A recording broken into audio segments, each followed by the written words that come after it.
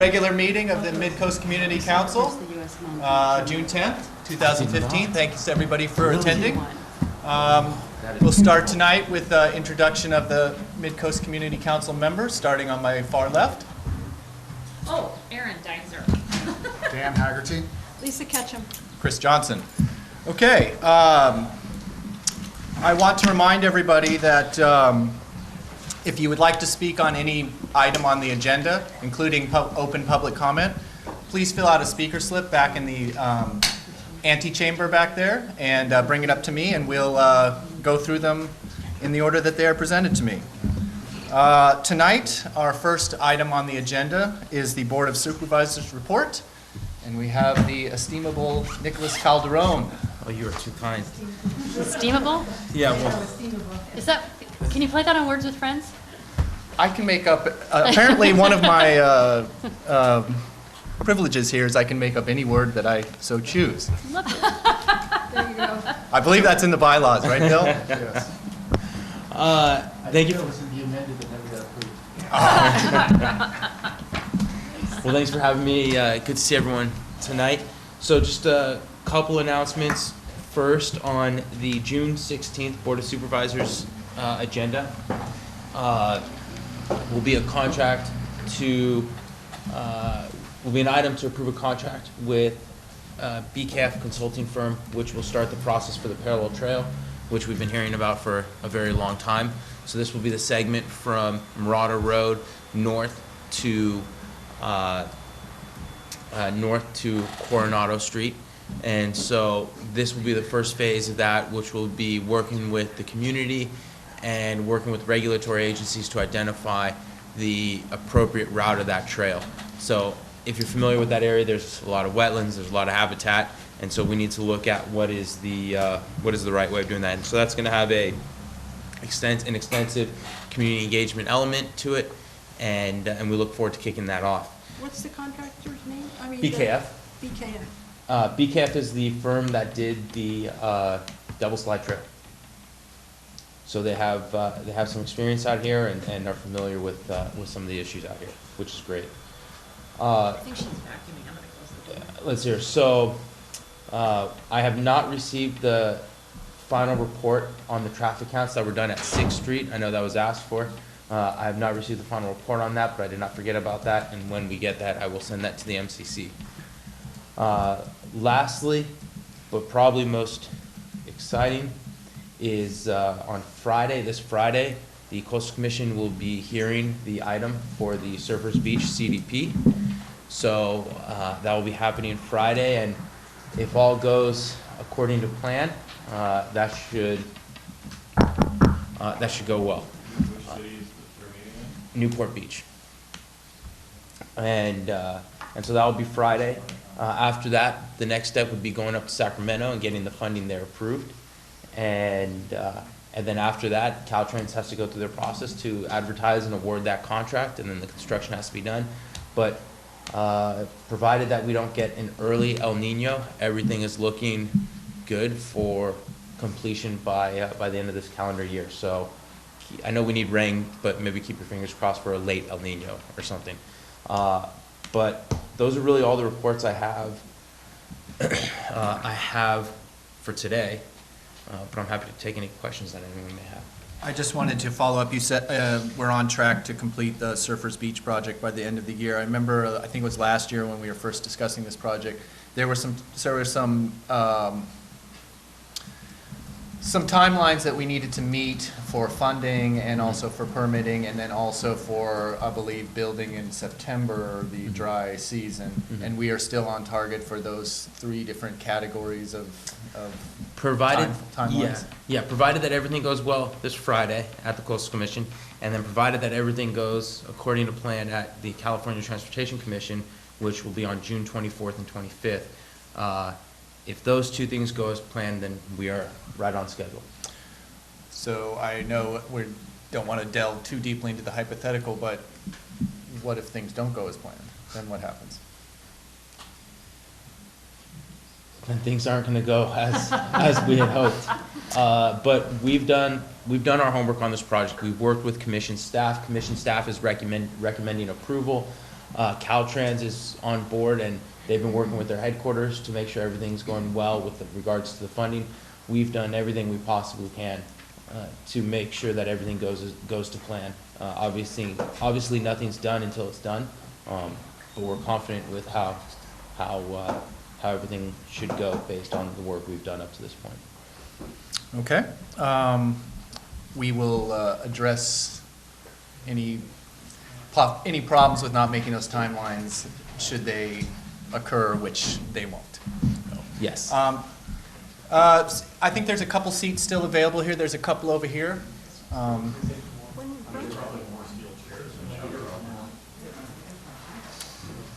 Okay, do any of the council members have any questions for Nicholas? Actually, wait, I got one more. Oh. I like it. So at the last meeting, you had asked about Seton Coastside. Oh, yes, thank you. And we had received notice from Seton that they were anticipating, they anticipate that they will have some word as to what their next step should be by the end of June. Now, I realize they've given a lot of deadlines in the past, and they haven't made any of them, but, and I understand that, but they have told us that by the end of June, they will know what their next steps are, and so, you know, we're, just like you guys, we're waiting to see what those are. Okay, that's good. End of June, expect Seton word. Okay, thank you, Nicholas. Appreciate that very much. Absolutely. Welcome to everybody who's come late. If you would like to speak on any item on the agenda, there's copies of the agenda in the room behind the door there. And if you would like to speak on any of those items, please fill out a speaker slip and bring it up to me so that we may call on you. I believe that ends the Board of Supervisors report, and we're going to move on to public comments and announcements. Do any of the council members have anything they want to announce? Lisa? There will be a pre-application workshop for the Harbor View Inn expansion. That's a motel at 51 Avenue Alhambra in El Granada. The workshop is June 16th, next Tuesday at 6:30 at right here. And the site plans will be posted on the MCC website after this meeting, so you can look at those. And then looking ahead to July, there's a pre-application workshop for the new El Granada Fire Station, July 16th, Thursday, 7 p.m. at El Granada Elementary School.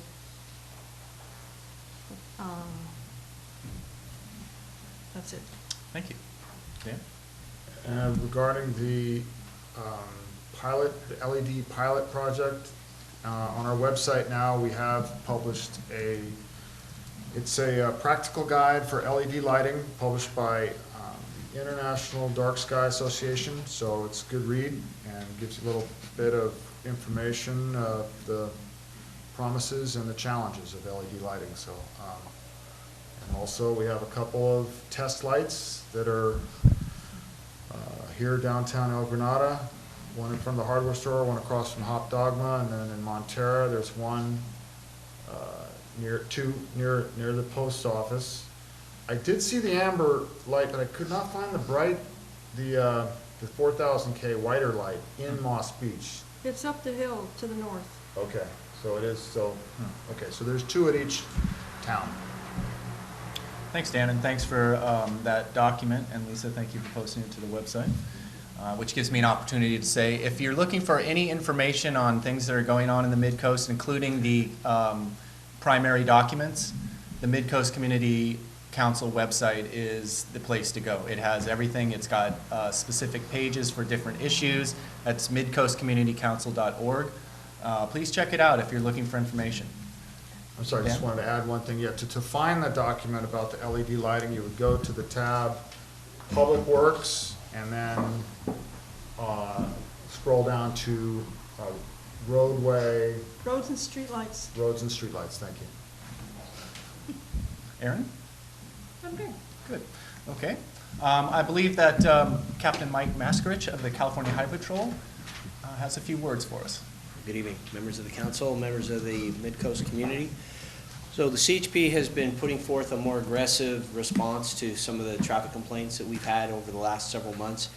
And we've deployed what we refer to as our Special Enforcement Unit. It's comprised of 5 motorcycle officers. They move throughout San Mateo, Santa Clara, and even a portion of Alameda County. So they have a big area to cover, but we do try to rotate them equitably throughout the region that I oversee to make sure that we're getting so-called the most bang for our buck. And it's not about how many citations that we issue, but really having that presence and trying to educate the public on traffic safety issues. And speed is certainly one of those more prevalent issues that keeps coming not only here in the Midcoast community, but everywhere. That said, in the past few months, along with my regularly deployed patrol officers, we've issued 62 citations here in the Midcoast area alone. This is off the Highway 1 corridor, so this is just oldest streets in Moss Beach, El Granada, Montera, and 24 verbal warnings. So there's a lot of activity in that regard. Are we going to be able to stop everybody speeding, or as my wife likes to say, there's never a cop around when you need one? But that being said, we are putting forth an effort to try to be as responsive to the concerns and needs that you have as possible. In addition, we were recently contacted by San Mateo County Public Works and advised that they conducted a traffic survey on Etheldor between Highway 1 and Marine, and what they've seen is the 85th percentile, I mean 85% of the cars are going well above the 25-mile-an-hour posted speed limit. In fact, that 85th percentile speed is 35 miles an hour, which frankly, I mean, that's high. That means people are just flying down Etheldor. So we're going to be putting our radar trailer out there, again, to alert motorists, just so to make them more aware of the speed that they're traveling down the hill. I mean, the thing about traffic violations is rarely does anybody intend to commit one, but in the course of just driving the car, they travel over the speed, they make an unsafe turn, whatever the case might be. It's about education to try to get these people to drive more safely and reduce accidents in the area. And certainly, we're going to relook at those numbers and move our resources as needed.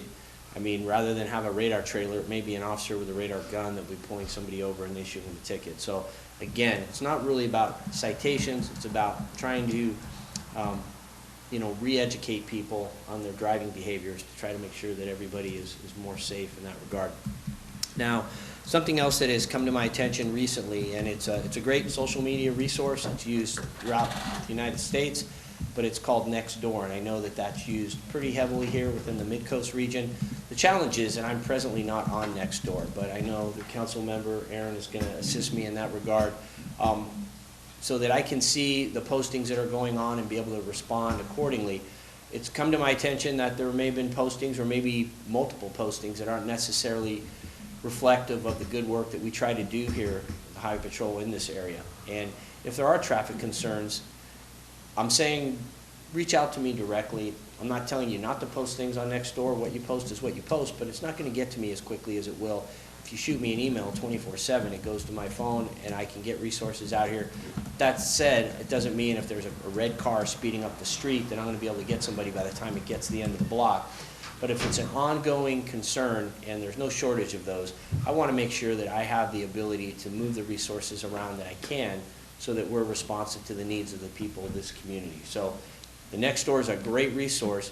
However, the next best thing, or better thing, I would say, is if you want us out here as soon as possible, reach out to me. And certainly if it's an emergency, I mean, if you just see something so egregious, somebody spinning donuts, driving off the road, doing some crazy stuff, get on the phone and call 911. That's a totally appropriate use of the system. Whether the CHP gets there or the Sheriff's Department gets there first, really doesn't matter what car they're in, what badge they're wearing. It's about trying to keep this community safe, and then once we get the individual stop, we'll sort out, well, whose responsibility is it, theirs or ours. But we all work together. We have a great relationship with our counterparts in the Sheriff's Department, and I know that they are as committed as we are to ensure the highest level of safety to the people of this community. Thank you very much. And again, if there's any questions that the board may have, I'll certainly do my best to entertain those. Captain Mascaret, you mentioned that if you see something and, the best way to get a hold of you is to send you an email. Can you give their email out publicly right now, or would you rather? It's secret. You can't. It's for, no, I have no issues with that. It's first initial of M for Mike, and then another MASKARICH. So that's mmaskerich at chp.ca.gov. And again, this phone doesn't get too far from me. If I'm on a run or in a pool, it's just generally right there. I can reach it and grab it. And as most of the folks, if anybody has tried to reach me after hours on weekends, I think the consensus would be that I'm very responsive to getting back to you. And again, There are times when maybe I can't immediately get right to you, but if it's that urgent, you need to get on the phone and dial 911, and we'll get some real emergency resources out your way. Captain Masrich, Aaron, go I ahead. just wanted to add a little addendum to that. That Dave, who's not here tonight, but he and I have been working on, taking together all of the different comments from the community at large, and Dave was real good about kind of honing down and condensing them into, the real, kind of like bullet points of like the problem areas and what seems to be sort of repetitive. A lot of the solutions that I know that the community is looking for, A, aren't things that are going to happen overnight, and B, also are conflicting. Some people are like, we need stop signs. Other people are like, we don't want more stop signs. So at any rate, there's going to be some need for some time to be spent on some of these issues. But I just did want to reiterate that that Midcoast Community Council is working with local law enforcement to put some solutions out there. And it's a collaborative partnership, because we look at enforcement, education, and engineering as really the pillars of what we move forward with on a traffic safety problem. And as we pointed out, while I may think it would be great to put a speed bump or a stop sign, it may be contrary to what engineering standards would allow, or what the folks that have the real expertise in those areas. And so again, there's no one entity or resource that's the panacea or the solution for all these concerns, but it's the collaboration and the community involvement. I mean, we could not be successful at what we do if it wasn't for you all in the community that are able to get out the word, spread the word to your neighbors, and bring things to our attention and give us the opportunity to respond to those. Dan? Question about the tinted windows on the driver and the passenger side. I'm wondering how, an uneducated person would be able to say whether it's legal or not. Is it easy as if you can't make out the driver's face, that's an illegal tint?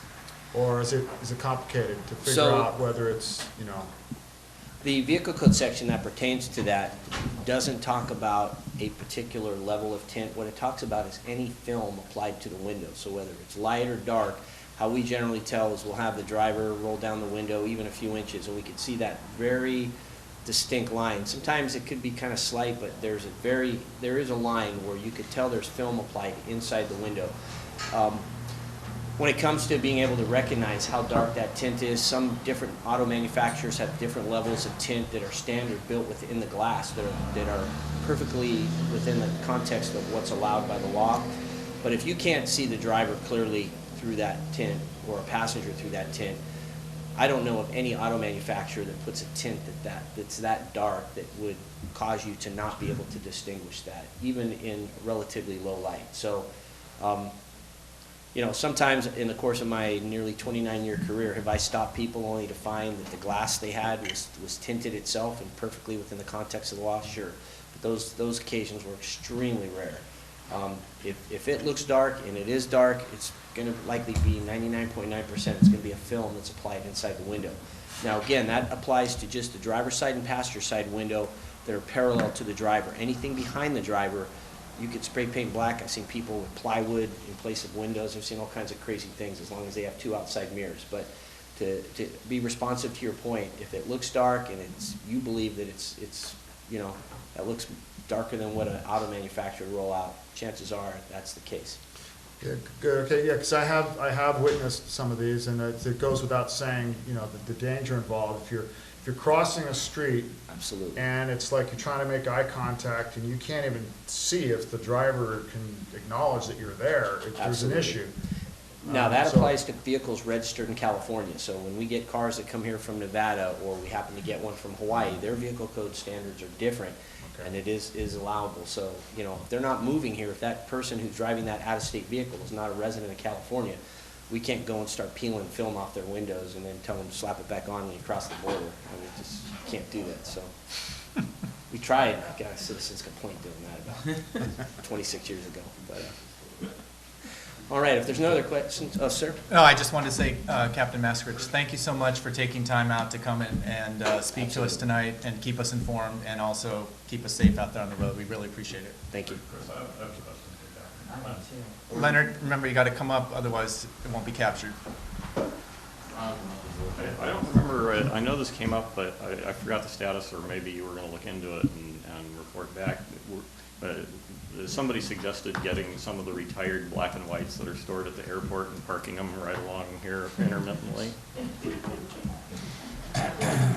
I don't remember that coming up at this particular venue, but it has happened in the past. The CHP doesn't have any run-out vehicles that we would be able to post in that position. If the Sheriff's Department wishes to do it, and I think you're referring to the ones that are at the airport that likely belong to the Sheriff's Department, or there is a law enforcement training consortium that uses that for their driving instructors. So that has been utilized. I know the CHP in the past, we were able to put them at various bridges and toll plazas. It's been years since we've done that. You know, like anything, I think it has an impact in a limited capacity, but then once people know it's there, it's just kind of like, oh, there's the empty car, and just go race them past it. That's what I'm saying. And ma'am, you had a question? Yes. I have a question just the opposite. I want to know what you can do to make people go the speed limit. I live in Montera, and when you hit Devil Slide, people are so slow. They're videotaping out of the window. They're stopping and they're climbing way up where it says "Do not climb." You know, they park there. It says "No parking anytime." I mean, they go so slow, and they don't. People don't consider that we live here. To go to a grocery store, it takes a good 45 minutes now, especially over the weekend. Thank you. Well, unfortunately, they're not on Etheldorf, so we can say that. You know, you can be cited for driving too slow as much as you can be cited for driving too I've never fast. seen anybody stop for that. And you can. In some cases, we find people who are under the influence of alcohol or drugs or different conditions that are, you know, out there driving in that capacity. It's not as common you're going to stop somebody for driving too slow that you're going to issue them a citation. But again, you know, we do what we can, but I mean, I don't know what, you I know. mean, it's because of traffic. They just start, you know, traffic starts building up Sure. when they're just worried about getting their video. I honestly don't have a solution. If they're operating a camera while they're driving, then that's unsafe speed for conditions, and while it doesn't fall into the context of distracted driving, because while you can't be on a cell phone, you're not supposed to shave or do your makeup or do a lot of other things that people do, you can still be cited for that under the context of unsafe speed for conditions. So the safe speed to shave or drive or use a camera or videotape is 0. And if they're out there going 5 miles an hour, that's still a violation. There's another law that apparently is not enforced in Northern California like it is in Southern California, which is if you have 5 cars stacked up behind you Right, and you going pull slow, over. you are required, you're not supposed to, you are required Exactly. to pull over at the first safe opportunity. Trucks are horrendous That's about just that. simply not enforced in Northern Exactly. California.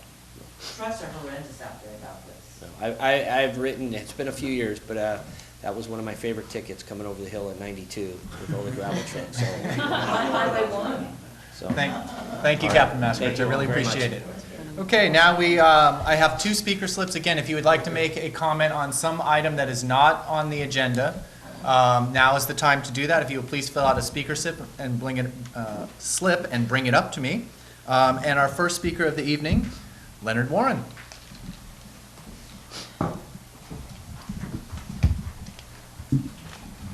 Good evening, Leonard Warren. Got a number of different things here. To Nicholas, on the placement of the trail around Magellan, you had previously made a comment about wetlands on the east side. There's also wetlands on the west side. And if you look at it, the linear footage of wetlands on the west side of the highway is much greater than it is on the east side. So I think it argues for putting the trail on the east side. And by the way, Chris, you never check for an air condition you don't know how to handle. Okay. Programming rule. The primary thing I wanted to comment on is Murata Surf Bluffs. I was just out there recently, and I don't make it out there that often. It's really concerning how fast the erosion is happening there. And there's one place where there's a huge, I don't know what you would call it, but an inset where the bluff has fallen away for like 10 feet in. And you look down and there's beach there, which there isn't necessarily in other places. And that right there is the proof that when you armor the coast side, you have no beach. because the natural erosion keeps recreating the beach further in. But the county ought to find some expert. I have no idea what type of expert you need to look for, but there are longitudinal major cracks running along the footpath right next to the bluff. And someone quite some time ago stated that people walking close to the bluff are what causes the increased erosion rate there. So as much as it pains me to say this, I think that the county may need to look at doing something there to strongly encourage people to not walk close to the bluff, whether you put a 2-foot high fence there or something. But if you could do something, even if it's just a string stretched across little wooden stakes with signs that say, please don't walk on the other side of this because the bluff may fall down. Aside from the fact that you'll get hurt, we don't care about that, but we don't want the bluff to fall down. Well, the county has signs, and one of those signs right now is about to fall down itself. The erosion has taken out the whole other side of the ground that was behind the sign, and the sign will be gone soon. But somebody really needs to go out and look at all of those longitudinal cracks there and see what can be done. And I think that one of the problems is potentially the fact that when we do have rain, and people don't realize that we actually had a major rainfall in mid-December. Being on the Sewer Authority Board, we pay a lot more attention to these things. And for the last, 3 or 5 years, the county has been mowing the weeds at Murata Surf way too short. They used to be this tall. The county's now mowing them down to like this. And that means when there is rain, especially when it comes all at once, it's not being absorbed by the grass. It's going into the ground and making the ground soft all the way out to the bluff. And I didn't go down onto the beach to look at it this time, but you can often see the water coming through the layers of the bluff and running down the bluff face. So there's all kinds of issues there, and I think that somehow the county ought to be able to address some of them. The friend that I was with kept pointing to the gopher holes. The gophers there are completely out of control. It looks like World War II strafing run with all of the holes there, and so my friend thought that the gophers are also weakening the ground. They come pretty much right up to the dirt footpath right at the edge. And the last thing I wanted to say, no, not the last thing. People need to go to smcspeakout.com and put in their comments about the bright street lights, because most of the comments there now are from Midcoast council members and some of us hangers-on. There's very few comments that aren't from this core crowd here, and we need a lot more people from the general public to go comment on the lights. So the last thing I want to say is I've seen the draft agenda for GCSD for next week, and there will be an agenda item regarding the Parks and Rec survey, and I'm, as the board president, insisting that it be broad enough that we can actually decide to do something. So check and see if it's still on the agenda by the time the final agenda comes out, and be at the meeting. That's great news, Leonard. Thank you for telling us about that. Appreciate that. Okay, next up we have Charlotte Laffa. Is that? Yes, Lawn. I'm here to ask for support for bus shelters for unincorporated San Mateo Cosi. I sit on the CAC. I've been quoted last month for one bus shelter in unincorporated San Mateo Cosi, $150,000. Now that's ridiculous. And this is from Samtrans that I'm hearing this from. And I want to know why nobody, I've lived out here for 23 years. Half Moon Bay has 4 shelters. We have none. And I want to know why that is.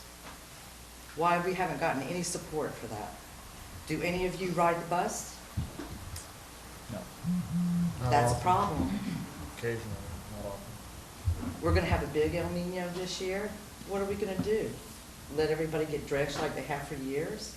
I mean, how long does it take for us to get county funds to do something for us. San Mateo's getting brand-new bus shelters, solar bus shelters, replaced. We don't even have any. And I'm asking your support at CAC. I'm asking for you guys to write a letter and asking for at least one shelter in each town that's unincorporated out here. They've come out with me, gone around, we've talked about it, I've pointed out the busiest areas, and What's the name of this organization you're talking about? Samtrans. I sit on the Citizens Advisory Committee. Oh, great. And I am upset because I'm told that there are other projects that are more important. You know, and it's like, when are we gonna stand up and say, we are too? Thank you very much. Thanks. Appreciate that. Thank you. Per Charlotte's comment, I just want to remind people that items not on the agenda, the Midcoast Community Council is not allowed to discuss those items here. So thank you for bringing that in public comment, and we'll definitely think about it. Thank you. Next up, Gus Peterson. So I have basically two items that I'm concerned about. One is the agenda topic regarding medians and crossings. Why don't you wait until we Oh, get I to can that do agenda? that? Okay. Yeah. You said, okay. This is items not on the agenda. Sorry, my first MCC meeting. No worries, no worries. Then the other one is, I know there's, well, no, the other one's on the agenda too, because it's the library thing, so I'll wait. Okay. I will mark you on here for 4A and 4B. You're coming back. Okay. Bill? I just want to follow up because Charlotte doesn't come to these, but she should have also asked that maybe you could put the bus shelter on a future agenda, so you at least get an action off of this. Thank you, Bill. Okay, do we have anybody else that would like to make a public comment on an item not on the agenda? Chris, I'm going to open the office door and the outside door, but if anybody goes into the office, I'm just going to close it again. Okay. That'll cool down the room pretty Okay, quick. thank you. Okay, well, that ends public comment. Thank you very much to the people that spoke. Now we will move on to the consent agenda. And the item on the consent agenda is approving the minutes for the May 13th, 2015 Midcoast Community Council meeting. Do I have a motion on that to approve or disapprove? Move to approve the consent agenda? Is there a second? I'll second. Okay. All those in favor of approving the consent agenda? Aye. Aye. That's Aaron? Yes, aye. That's 4-0 in favor of approving. Okay, that is done. All right, let's move on to our regular agenda. The first item on the agenda is Midcoast at-grade crossings and raised medians. This is an issue that has been going around for a while. And Nicholas Calderon from Supervisor Horsley's office and Kendall Flint will provide us an update on some new design alternatives. Thank you. We want to start first with sort of an overview of our next public workshop, which is going to be on the 23rd at the Half Moon Bay Yacht Club. It will go between 7 and 9, but just rest assured, if somebody wants to stay a little bit later to express an opinion, we will be more than happy to hang out with you and take that comment. I want to talk to you a little bit about how we're changing the setup of the meeting based on public input that we received on the last couple. We know that people are very passionate about this and other issues on the coast side, and we know that not everybody agrees. Shocking. And we know that some people have a really good gift of public speaking and are very comfortable speaking in front of a crowd, and others are not. So we're trying to find a happy medium where we can really accomplish all we need to do. So Nicholas and I actually met, thankfully, with Lisa and Laura and talked at some length about what the best way to structure it is. So we're going to try a different kind of a quasi, I'm going to say a hybrid of our last couple meetings. So when you arrive, you'll be seeing displays around the room that will show the new alternatives as well as the ones that are still under consideration. We'll give folks some time to be able to look at that. We've also posted, and thanks to Lisa, she's got it on the MCC website, the revised draft plan that looks at all these different projects with the input we received at that meeting, with the handwritten comments that were submitted at that meeting, and also with comments we subsequently received online, both at SMC Speak Out and through the project website and through MCC. So there's a lot of input that went into implementing that. Once we finish the kind of open housey looking around thing. Then the project team, Sam and the folks from AECom, will walk you through the differences and the alternatives and what things have changed. And then we'll have open comment about what people want to think about that. We want to get as many people participating as possible.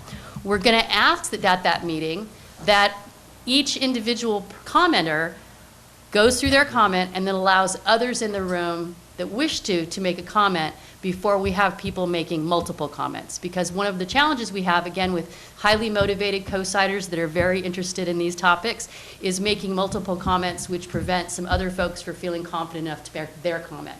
So we're going to ask all of you to sort of help us out with that, and once we get through everybody's comments, then we'll go back again and see if we've missed anybody and moved on from that. Now, the 3 alternatives that we're going to be looking at tonight, that Nicholas is going to 4 alternatives, we're calling them alternative 3.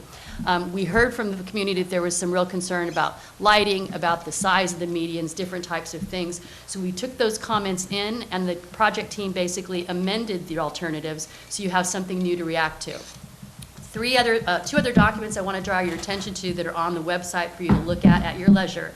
One is a matrix that has been updated with all these different alternatives that you can look at and see for each one of the areas that we're proposing projects, what the differences are. There's a second sheet that basically describes what we're talking about. When we're talking about a median, what a median is, what it's supposed to do. And when we're talking about crossings and street lighting, in transportation, I don't know if anybody else runs into this, but when someone says street light, some people sometimes think traffic signal, or they think very high light, they think they don't know. So what we're saying in this is when we're talking street lights, these are lights that are required by Caltrans to make it safe for pedestrians or people on bicycles to cross a street. So they're not huge floodlights, they're not intrusive, they're intended to be as minimal as possible, but still maintaining the safety. Information about that is on there. And before I give this to Nicholas, I also wanted to share with you one other thing. Several of you and several folks in the community have been asking for specific data about accidents and accidents that have happened between Double Slide and Half Moon Bay at specific intersections, because we've been hearing for years what's happened, what hasn't. And we've had, the supervisor's office has been asking for those as well, and I know that Midcoast has been asking for those as well. But rather than continue to ask, I just filed a public records request because I figured it would be simpler. And we're trying to get everything to this group 2 weeks before the meeting, but because I do not control Caltrans Public Information Office yet, it's going to take us a little while. But the second it comes out, I will share that immediately with Lisa, with MCC, with anybody else who wants to see it. The last thing I want to tell you is that for the sake of as little confusion as possible, we still have Connect the Coast Side over here, but that's another project. So those of you that are on our email list, and Leonard, this means you're going to get one more email from me. Yes, I know.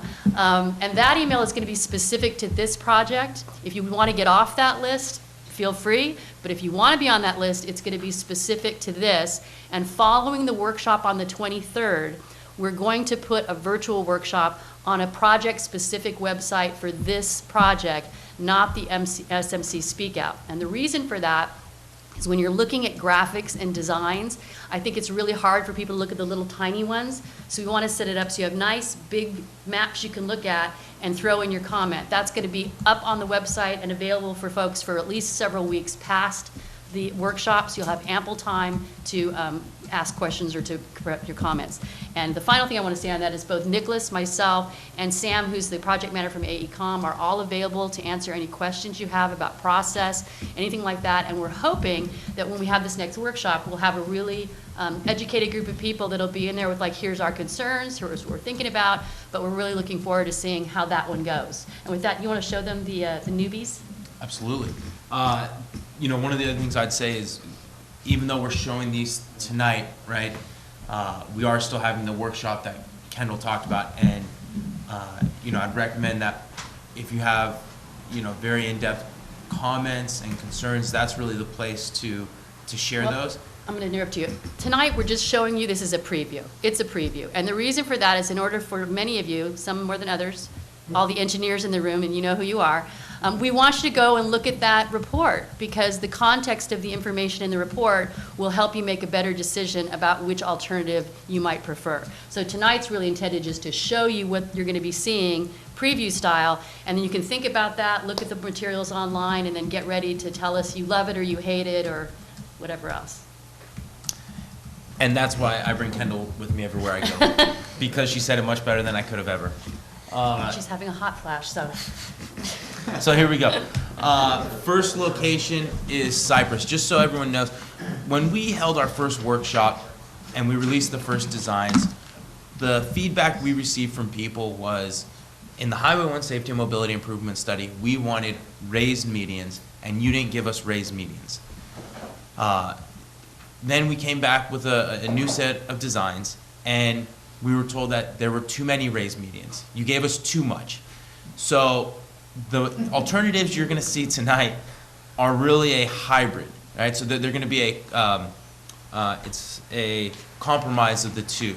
And we believe that these are what we heard, and this is what the community is looking for when you consider that the community wants safe pedestrian crossings and the community would like traffic calming features that will slow traffic down.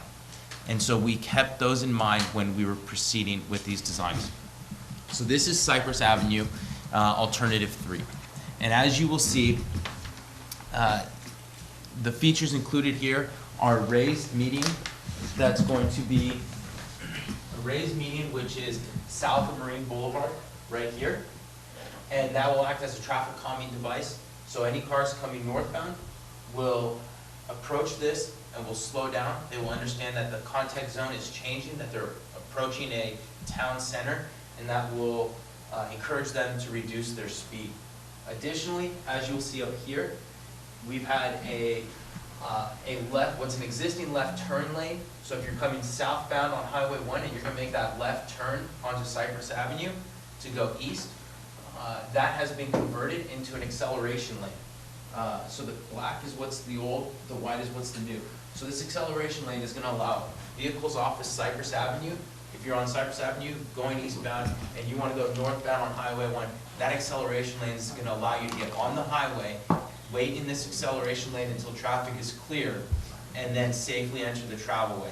That will help alleviate some of the backup that happens on Cypress Avenue.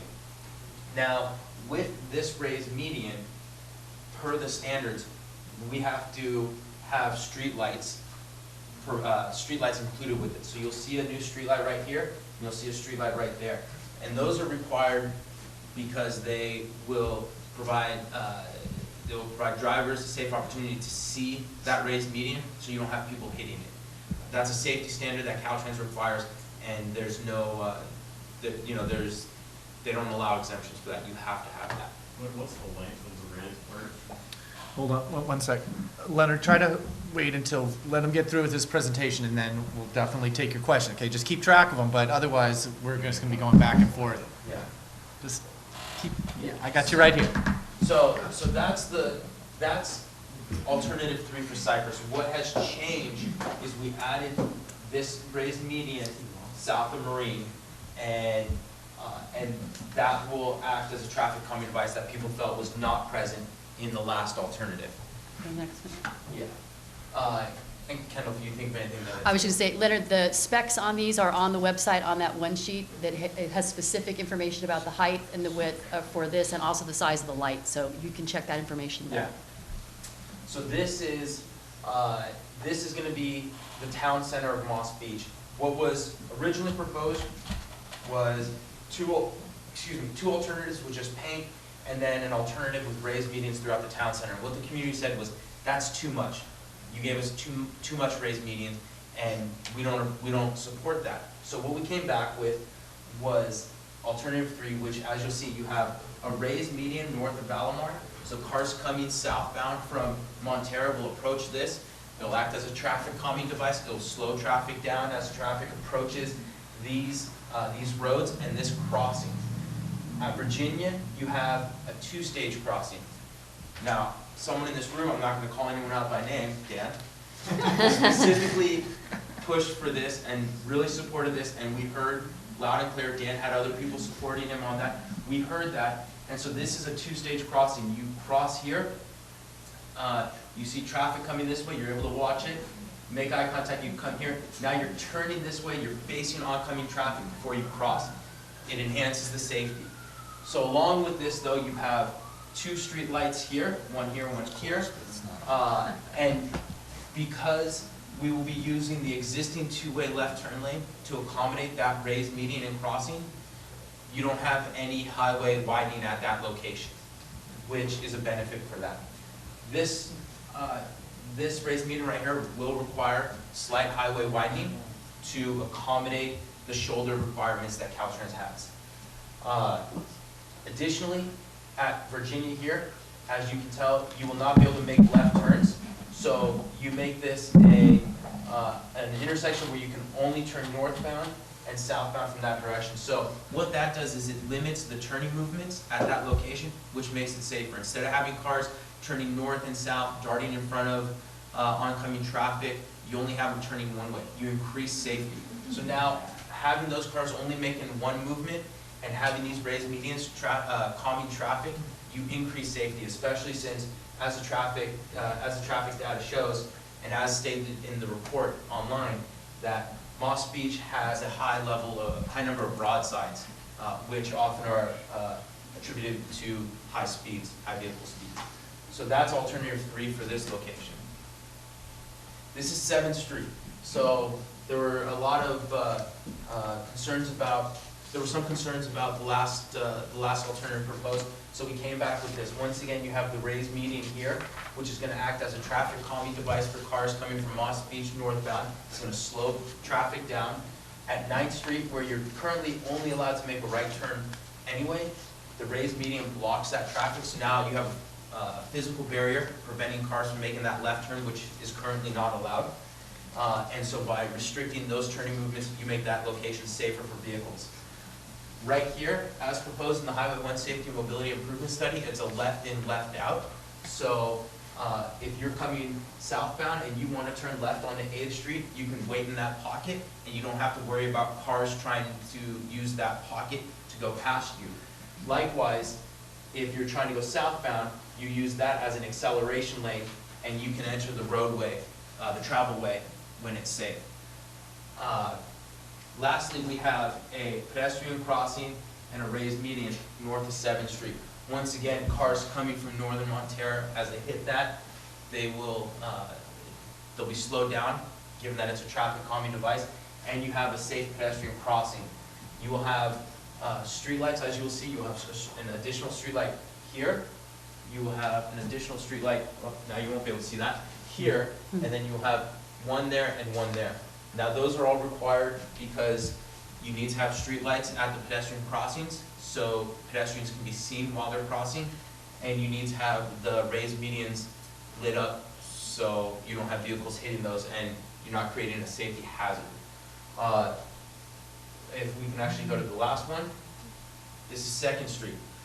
Once again, you have a raised median north of 1st Street, between 1st Street and 2nd Street, and then south of 2nd Street. Those collectively act as one long traffic calming device with brakes in them for turning movements. That is going to reduce the speed of vehicles coming from Devil's Slide. We know that people are coming out of Devil's Slide, they're coming through that rural area and they're going well over the speed limit. This will act as a traffic calming device to slow them down.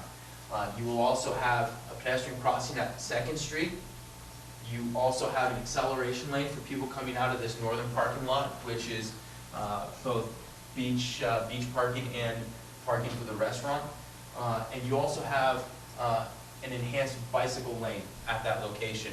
That requires highway widening. And you, as you can tell, you have a street light there. Well, as I will tell you, you have a street light here, you have one here, you have one here, and one there. So, once again, as you will see, one of the things I'd like to point out actually is this right here. This is what we're proposing as far as a raised median. It's going to be paved. There won't be vegetation. It will be paved, so it'll be flat, so people can wait on it as they're waiting for vehicles to pass by. They're not going to be having interference with anything, and those are features that Caltrans has approved with our initial consultations with them. Now, as you will see, at no point in time during alternative 3 were flashing lights proposed. That was something that we heard from the community. People said no flashing lights, and we heard you loud and clear. So, not one of these alternatives that you guys saw tonight proposes flashing lights. So I'm going to take my jacket off though because I too am getting hot now. It's kind of warm here. So these are the alternative threes that will be presented to the community on the 23rd. Like we said, these came out of hearing what the community had to say, hearing the concerns, and figuring out how do we make the needs of the projects work with the requirements that are in place. I think it's also important that, the other alternatives that have already been presented, 1 and 2, in the last round, we had a lot of people that really liked 1, and we're still open to that, so we're going to be discussing that as well as these when we have that next workshop, so you'll have an opportunity to comment on all those particular items, and hopefully the team captured what people wanted to see. Well, thank you very much, Nicholas and Kendall. Okay, council, do we have any questions? We'll start here with Lisa. Nicholas, so a great presentation. Thank you. A couple of clarifications. So the parking lot, the Southern Beach parking lot, is that opening been closed off? It's wide open currently, and they're proposing to make that more controlled? That's correct. So the way this parking lot works right now is it's kind of a free-for-all. You can ingress and egress wherever you want. The way this would work is we would limit that so you have more predictable ingress and egress, which when you limit the free-for-all that's currently happening, you can improve the safety. So the opening is more in line, it's closer to 2nd Street then? That's correct. So this would be, Okay. between my fingers is where the opening would be. And I believe the bike shoulders in this area are going to be, the proposal has it's 8 feet on one side and 6 feet on the other, which I think is significantly wider than what's currently there. I think it's more like 2 feet now. So It would that be a wider. benefit, yeah. It would be wider. And I'm not going to state its exact number because It's in the report. right, it's in the report that we would which encourage yeah. everyone to take a look at. Yeah. Yeah, that's correct. More questions? Dan? And we can go to any other location that you guys would like. Aaron? Yes, I Oh, do. sorry, Dan. Go ahead. So, number one, try to view some of these on the computer, very difficult. Is it possible that we can get some hard copy, good, reasonable print, and have it, at public places like this office right here? We're actually going to make the big wide plots for the workshop, but I'd be happy to make a set of these for here if you So like that the them. community can Sure. walk into a place and actually hold a copy. Where would you think is a good place to do that? Because this is not always open for people to get to, maybe the library? We don't have a library up No, here. we don't have library. No, I'm thinking, sorry. Sorry. Post office? Yeah, the post office would be good. I think this would be good, but, How big do you think is needed then? a binder, maybe, Dan, what if we were able to make it so that when you view the images online, it doesn't freeze up and it's easier to view? What if we could do that? Oh, you have that technology? Yes, and on I don't know, the I hope site, so. on the site, we'll Oh. have that. So you'll be able to bring them all the way up. Oh, so you can adjust the dial, make it easier to view? Yeah, Dan, we put a man yeah. on the moon, of course we can. Oh, We're gonna- yeah, I just go don't for know it. how to do it. We're gonna, I just don't know how to do it. we're gonna post them as scalable PDFs, so you can blow them up to whatever you would like to do. Yeah, and just be able so to that see we can easily Yeah. read it, and, it'd be nice to have some of the non-essential information off, and, note clearly, because I can't tell where the streetlights are. That's important to me, where the streetlights are. Maybe add a streetlight to the legend. Yeah. Streetlight. Yeah, and it's really hard to, I agree. Well, we'll see how we can highlight those more. Okay, The bullet list does have the exact number for each alternative. yeah, it's just so easy, a picture's worth 1,000 words, right? So as long as you can see the picture clearly. Yeah. I'm gonna just run through some real quick comments. Absolutely, Okay, so the absolutely. Cypress, alternative, I want to question, why is so much median needed? And why is there, it looks like they're adding a left turn lane into a street that's only 1 block? Where's that? No, Is that the Where's that? Marina Boulevard going northbound? no. That's a left turn lane? This Driving right here? northbound, yes. It's That's a left existing. turn lane on, That block is only one block. It's existing there. it's That's not existing new. in, yeah, that's already there. We're not, That Yeah, left turn lane is there now? yeah. Yes. Okay. Yeah, the only So, thing, so why is the median necessary there, I guess is my basic question, and why so big? So in order for a median to act as a traffic calming device, which was a key theme that the community wanted, it has to be a certain size, right? A 10-foot long raised median isn't going to slow anyone down. They're going to pass by that in less than a second. In fact, I believe it's a car traveling 50 miles an hour will pass a 75-foot raised median in just under 1 second. So you have to keep in mind, if the community wants raised medians that are going to act as traffic calming features, they have to be a certain size. Okay, this is my understanding, the community was asking for medians simply for making it easier to cross the road as a Well, refuge. let me, We don't have to yeah. get into a big discussion, we can Yeah. talk more about that at the workshop, right? yeah, and Just we'll want- have alternative one back up there again, which has the one that just has the crossing over, so you can say, we don't want a median here, but Yeah. maybe we like alternative 3 for this place, but not for this one, and that's gonna be completely on the table. And I do remember, Nicholas, about 2 years ago, it was very clear, it was expressed that, medians at a minimum. It was always, all along, it's not like we were asking, hey, give us medians, give us medians. We wanted medians only when they were absolutely necessary. And hey, at the end of the day, we may say that that is absolutely necessary there, but we can talk about that, right? Absolutely. And it was in our letter, we asked for the traffic calming gateway medians Okay, as minimum. all right. And And they pretty much Minimum hit on medians, exactly. always been. Yeah. I think in context, though, and I think it's something you need to all keep in mind, is that, when we go to these workshops, it's great, and I think you'll see in the report, we listed all of the public comments, so you can see not only what, people here said, but what other people said too. And there's a difference of opinion, so it happens. Fantastic. So on the Virginia, alternative 3. Hey, thanks for putting that up there. It's close. It's not what I wanted. It's pretty close. Pretty close. Never did I request to have Virginia closed. I think it's very important that we can make a left turn. That's a deal breaker. Closing that access, if you're leaving Moss Beach from the east side and you need to make a left turn on to Highway 1 southbound, it is not easy. You could be waiting there for several minutes.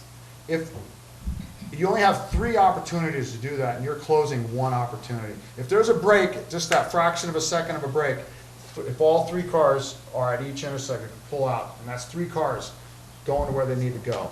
Otherwise, now you're funneling people up and you're going to have backups. That's a result, I believe, is going to happen here.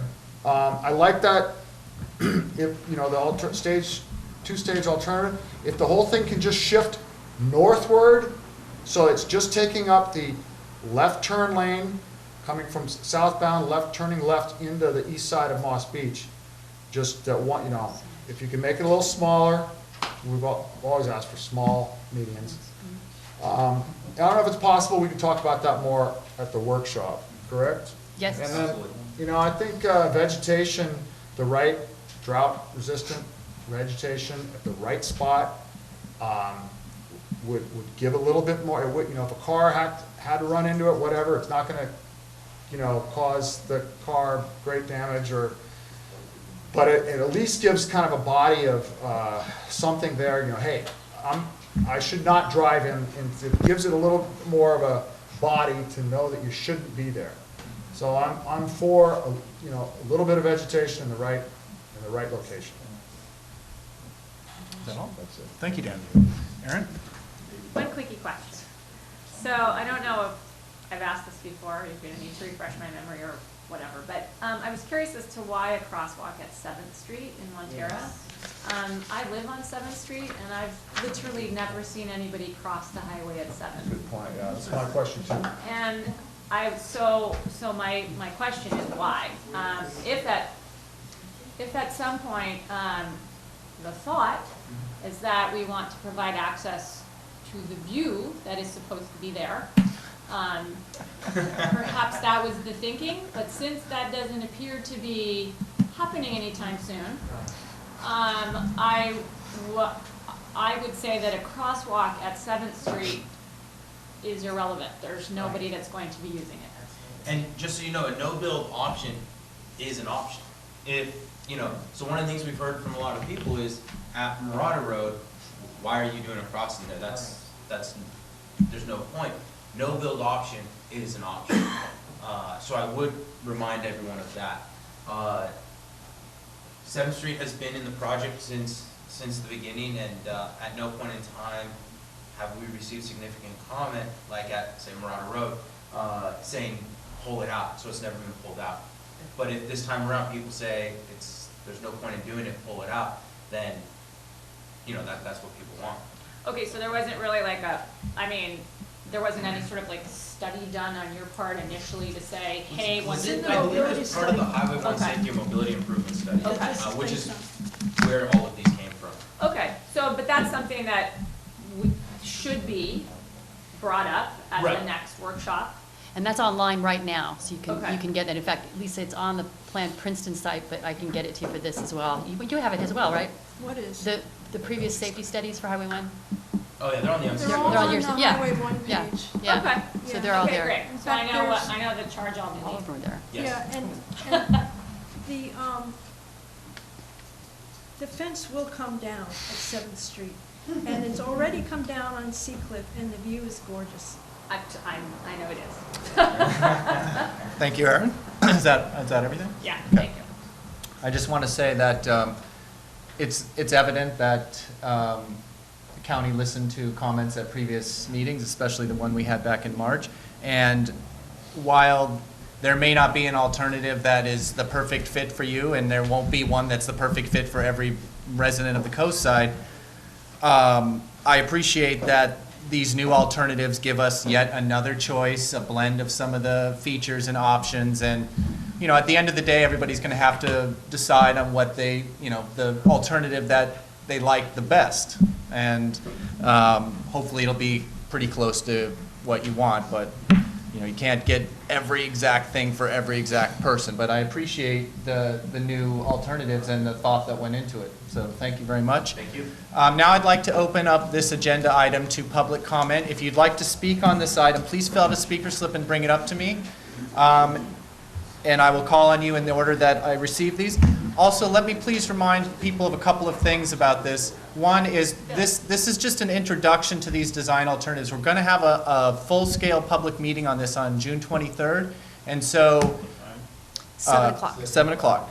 So rather than really get into the nuts and bolts here, I think the idea is that we introduce this to you, we show you where the documents are, and everybody chews on this for a couple of weeks, comes up with your thoughts and ideas, and at the meeting, bam, we go for it there.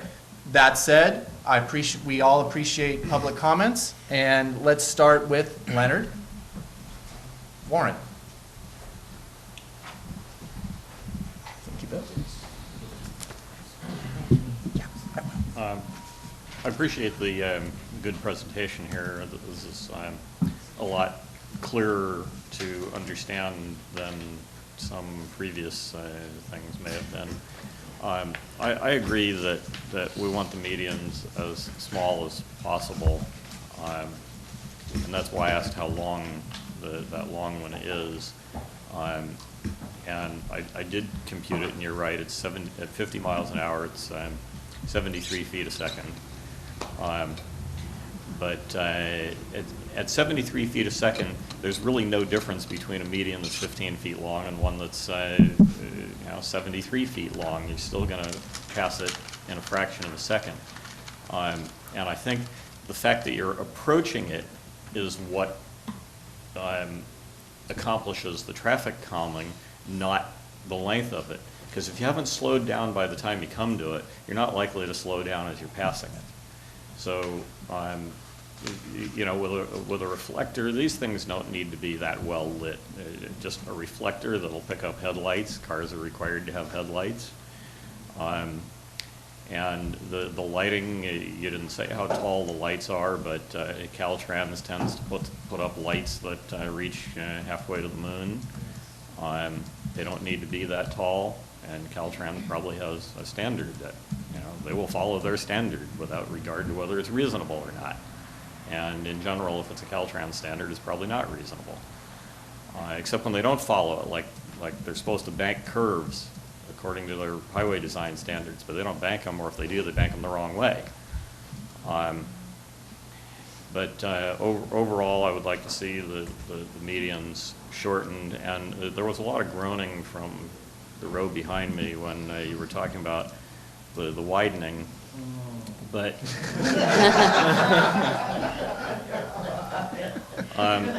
if the traffic lanes aren't being widened, if the center is essentially a dead space, I don't really see the widening as an issue. The kind of widening that I wouldn't want to see is 2 lanes in each direction. You know, that's the widening that we have to watch out for. But personally, I don't have a problem if the traffic lanes themselves are not widened, because the group that Len brought in, the local government committee, one of the things they mentioned for how to slow down traffic is you paint lines on the road to narrow the apparent lane width, and people will slow down just because it looks narrower. And I think that's what needs to be done right out here on Alhambra, where speeding is a major problem because the pavement width is 40 feet for 2 lanes, and people look at this and think it's a speedway. So if that was striped to make a normal width traffic lane, traffic will slow down here, and the same thing in Moss Beach. If you narrow the traffic lanes there to the Caltrans minimum standard of 12 feet, they like 14 feet, but they'll accept 12. And if you restripe the highway through Moss Beach with 12-foot traffic lanes, that right there will slow down the traffic. So I urge you to put that into the mix also. And the 2-stage crossing. Let's not put these at the intersections, and that solves the problem that Dan raised. Put the 2-stage crossings mid-block, like we talked about. You know, when you have the bi-directional turn lanes in the center, there's going to be one for one intersection, one for the other intersection, but halfway in between them, you don't need the cars moving through the midpoint, and you can put the 2-stage crossing in between the blocks. Thank you. Thank you, Leonard. I just want to remind people when you come up to speak, we're lucky enough to have Pacific Coast Television videoing these meetings. The microphone up there is for the video. It's not amplification, but per our wonderful videographer, Steve Brown, if you touch the podium or the microphone, it creates a lot of distortion and noise in the recording. So I know it's hard. I do it myself every single time. Try not to grab the podium or wriggle it around. It affects the sound quality of the video recording. And of course, we all want to see the video recording, people that weren't here. If we can have Gus Peterson, you're up. Number 2. I actually have a couple of questions about this whole process and what's going on with, first off, basically, was there like an IRP or an RFP at some point when these contractors were hired? I'm just kind of wondering, is this an offshoot of the Connect the Coast Side project? It's a project that's been going on for much longer. I love this. They're nodding their heads yes. Okay, so then I noticed that these solutions are also being presented along with the Connect the Coast Side solutions, right? Some of them, yes. I mean, this has got me really confused. Well, here's the thing to think about. In fact, Lisa and I talked about this before. These are actual projects. Okay. Actual projects. Okay. That would be funded based on grant money that the county has got. Okay. So we're looking for feedback from the community on these actual projects that are designed to improve mobility and safety in this project area. And by the way, I like Yeah. this a lot. This is a lot Yeah. better than what I saw at Connect the Coast Side. So, and good job, Mr. Caldwell. Connect the That's another Coast book. Side is a whole different animal, because basically Connect the Coast Side is a document that's being done in response to the California Coastal Commission's requirement. The Okay. county do that as part of their Local Coastal Program. Lots of the, acronyms. But the Sure, fundamental sure. difference between the I'll two see is that that. this other project has buses, has Right. transit, has all kinds of other things in it, and is also tied to land use. This is not tied to land use. I noticed. Real Okay, projects, good. theoretical. Okay. And I'm just Good. gonna jump on one thing that Yeah. Kendall said, but it's not gonna make anything more confusing, I promise. The funding we have is only through design and Oh. permitting, so not construction. Right. So you have a design grant, but you don't have a construction grant. That's correct, so, When we cost the projects for Connect the Coast Side, we take that into consideration in feasibility.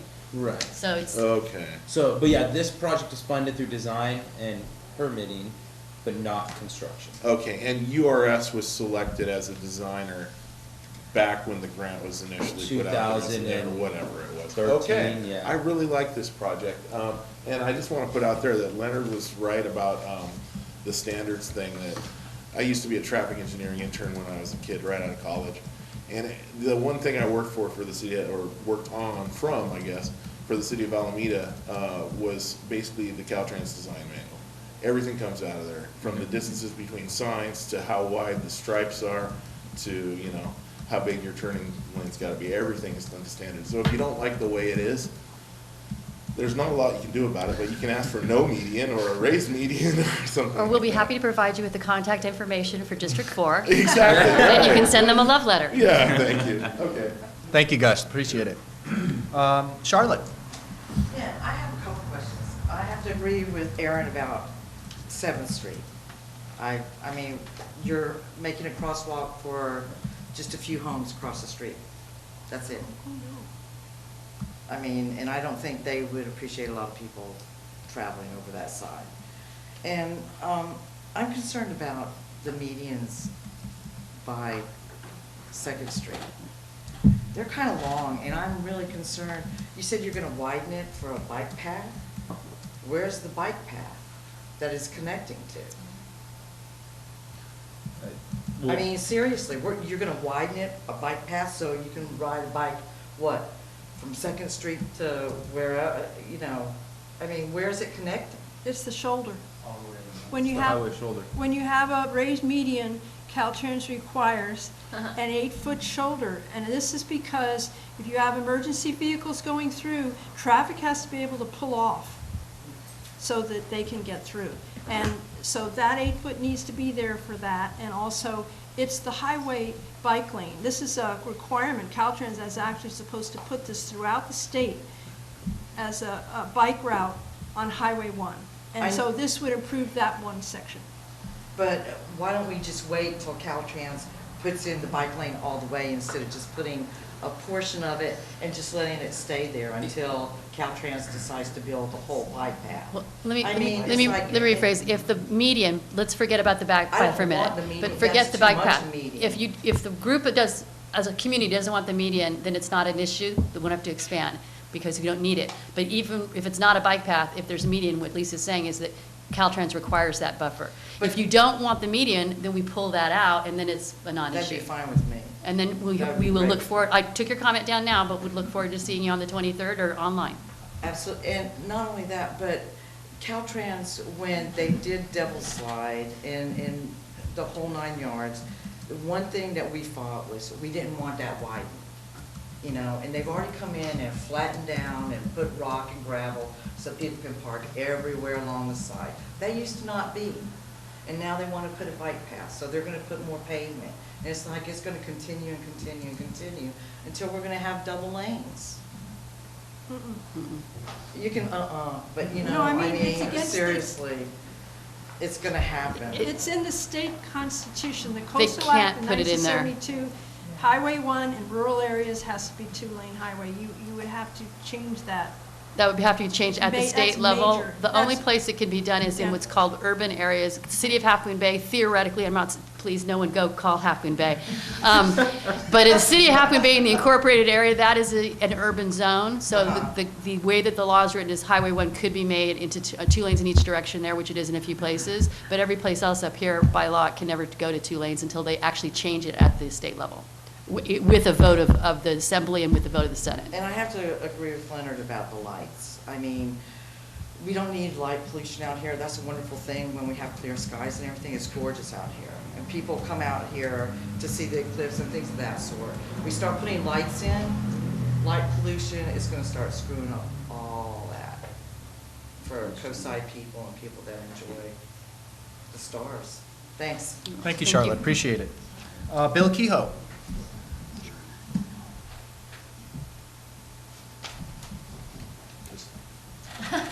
Bill Keogh, Moss Beach, still. I want to go back to the Moss Beach, Virginia crossing.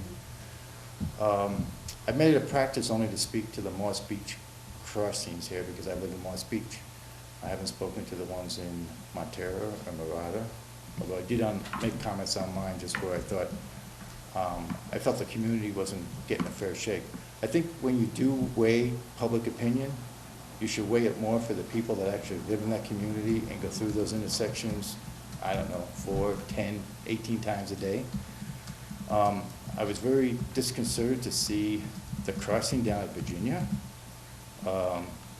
Most people in Moss Beach, a majority of people in Moss Beach, I know you haven't done a foot traffic count, come off the hill at California and go straight over towards the bluffs and the tide pool. We do get a lot of traffic though for this corner store and possibly some for the Moss Beach Park there, although most of that is car traffic, not foot traffic. I'm glad to see that Dan walked it back, and no offense, Dan, but you're from El Granada, so I hope you weren't pushing for the crossing at Virginia. But the last time we had this meeting, there was a few of us from Moss Beach to try to point out the fact that we tend to use those 3 streets as a parallel egress into Highway 1. So instead of being stacked up 3, 4, 5, 6 cars deep at California, if I see 2 cars at California, I immediately go down to Virginia and be the first one there. So when there's a break, you can all go out simultaneously into Highway 1 and go south. And that's the way we like it. You know, it's kind of parallel processing in, 1980 style. Leonard brought back the point of don't put the crossing, the zigzag crossing, at the intersection. Move it to the middle of the block. And at one point, you were talking about that too, Dan. It's a much safer thing to do because now there's only 2 degrees of freedom for people to look. They look south to see the traffic traveling north. They cross over, they look north, they see the traffic coming south. If you're at the corner, you have to look at all the other permutations. Somebody coming up behind me taking a right, or somebody coming over there taking a left. Makes it more confusing. And he also added the extra benefit that it serves as a demarcation between the center lane, left and right-hand turn lane stuff. So please consider that. But definitely, if it's in the middle there, that serves both of those streets quite well. But moving it all the way down to Virginia, I can tell you today that 90% of the people walking down California are not going to zig down to Virginia and then come back north again. They're just going to run across the road like chickens, like we've been doing for the 30 or 40 years we've been living here, and hope we don't get hit. So That's what keeps you so spry. it certainly adds to my temperament. Thank you, Bill. Next Bill? up, we have Tom. Oh, sorry. I just want to say, Bill, just for the record, that, that was the whole idea of that 2-stage crossing, to be as mid-block as possible. Always, that was always the intention. And I can understand what you misinterpreted, so I'm just trying to back up and say, let's get this one. Next up, Thomas Sheffield. Yeah. Yes, Thomas? So, well, 2 of my questions have already been answered, and the Vermont, the Virginia not turning is important. Is the north lot at the restaurant, is that public? Or is that private? I thought it was You mean only the the south. Taqueria? Yeah, no, I'm talking in Montero at the La restaurant. Costanera. Yeah, the south lot is state park, because they have the restrooms in there and they can service them there. But the north lot, is that public? It's shared parking. Yeah. It used to be First Street right-of-way, and so it's shared. The restaurant's open in the evening, but in the daytime, it's for beach But so in parking. the evenings, it's not. So when they open at It's 4, it's shared. not. Well, Sure. so, It's shared. They I'm just can't, curious. so during the day, it's for beach parking, 100%. 100%. During the evening, if you're going to the beach, you can park there. If you're going to the restaurant, you can park there. There's no restriction on the evening, starting at 5 p.m., I believe. There's no restriction as to who can park where. Okay, good. This is a little confusing for me. I know that the big wave has nothing to do with this, but it was approved about 2 weeks ago. And I did contact the people who did the approval, and I got some feedback. And I think it's important to say that what I was told, and it could be incorrect, is that the people made major concessions to have that project. None of those concessions were itemized. It was just called major concessions. But the one thing that was itemized, what they agreed to put in 96 additional parking places for the public down in that area, which is great. And then the other thing is that they assumed the responsibility for solving the problem of the traffic situation where Cypress enters the highway. That was part of their agreement. So why are we doing all of this? And my final statement would be, is if indeed they are going to do this, and I don't know if all of you have bought homes and tracts before where they are gonna put in ball fields and running, and they never get around to it because they're building the homes, and then it's over, and they're selling them, and they're gone. So I think that if the big wave went through with major concessions, and they're gonna put in the parking lots, and they're gonna fix the traffic, and I was told traffic light or roundabout, something like that, that they should be asked to do that first, before they break ground on the project. Absolutely. Hold their feet to the Do you want to fire. answer that? Or do you want me to answer that? I'd like to answer. I didn't mean to take it down that road, but I really think No, it's thank important. you for If the- they're gonna pay yeah. for it, let them pay for it. Why No, should we Okay. get taxpayers? It's a good point, Thomas, that's been brought up many times before, and Lisa has her answer. Okay, so all the conditions of the Big Wave project are carefully spelled out in a very long document, the letter of decision, conditions for approval are there. There's still a Big Wave page on the MCC website, and you can look at all that. It's quite comprehensive, and it's very detailed about the intersection at Cypress. And it's specifically about that intersection and relating to the traffic that would come out there. So whether it's going to be a signal or roundabout, or when exactly it's going to happen, will depend on when or if they actually build Big Wave. And the only thing that would affect as far as this at Cypress is just at Cypress. And the only thing that is proposed here is to change the paint from a left turn into the east side of Cypress to a left acceleration out, which will help the current congestion there until a roundabout or a signal are put in. So they don't, one doesn't preclude the other. So then in closing, I would simply say that if they get the permit, and if they're going to break ground, that they need to solve that problem before they bring all the people in It's to live there. carefully detailed in their conditions of approval at what point the traffic mitigation gets put in there. But it doesn't happen until they start to build, and they don't have any money right now. So, you know, we're not going to just sit and wait for that. They have a 15-year development agreement. And so, you know. And we all know that water's really precious, and that was the other part of that, was that I was also told that there was plenty of water. That's Drinking Montero water. Water Sanitary And they're District. You saying need there's to talk to plenty them. of- Well, that's what I'm being told by the council members, that there's plenty of water, they've already approved it, and yet we're killing lawns and getting rid of our shrubs and everything else in order to save a few hundred gallons a month, or, you know, annually, whatever it is, and then all of a sudden there's plenty of water to put in. So it's kind of a you know, it's just really, you know, so that's all. Thank you. Thank you very much, Thomas, appreciate it. Do we have any other people that would like to speak on issue 4A, the Midcoast at-grade crossings and raised medians? Okay, I'm going to close this agenda item for discussion. Thank you very much, Kendall and Nicholas. Really appreciate it. Of course. Okay, next up on our agenda, we have a presentation from Friends of the Half Moon Bay Library. Hope Atmore and Bridget O'Farrell, representatives of Friends, are here to give us an update on the process and progress of the Half Moon Bay Library campaign. We're just going to take 2 minutes and let Bridget and Hope come on up. Get them settled here. Oh, we were just, oh, you want to? Come right here. I'll have speakers go there, and you'll be sitting here when they have questions. Representatives of Friends of the Half Moon Bay Library. Thank you. I've never been on this side of the table, so this is very exciting.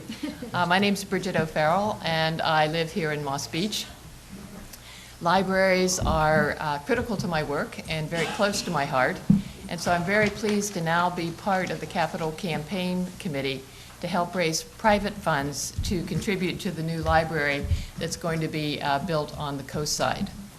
And I would say that our current library, every time I've been in it, it is full of eager kids and thoughtful parents and very engaged seniors and a wonderful dedicated staff.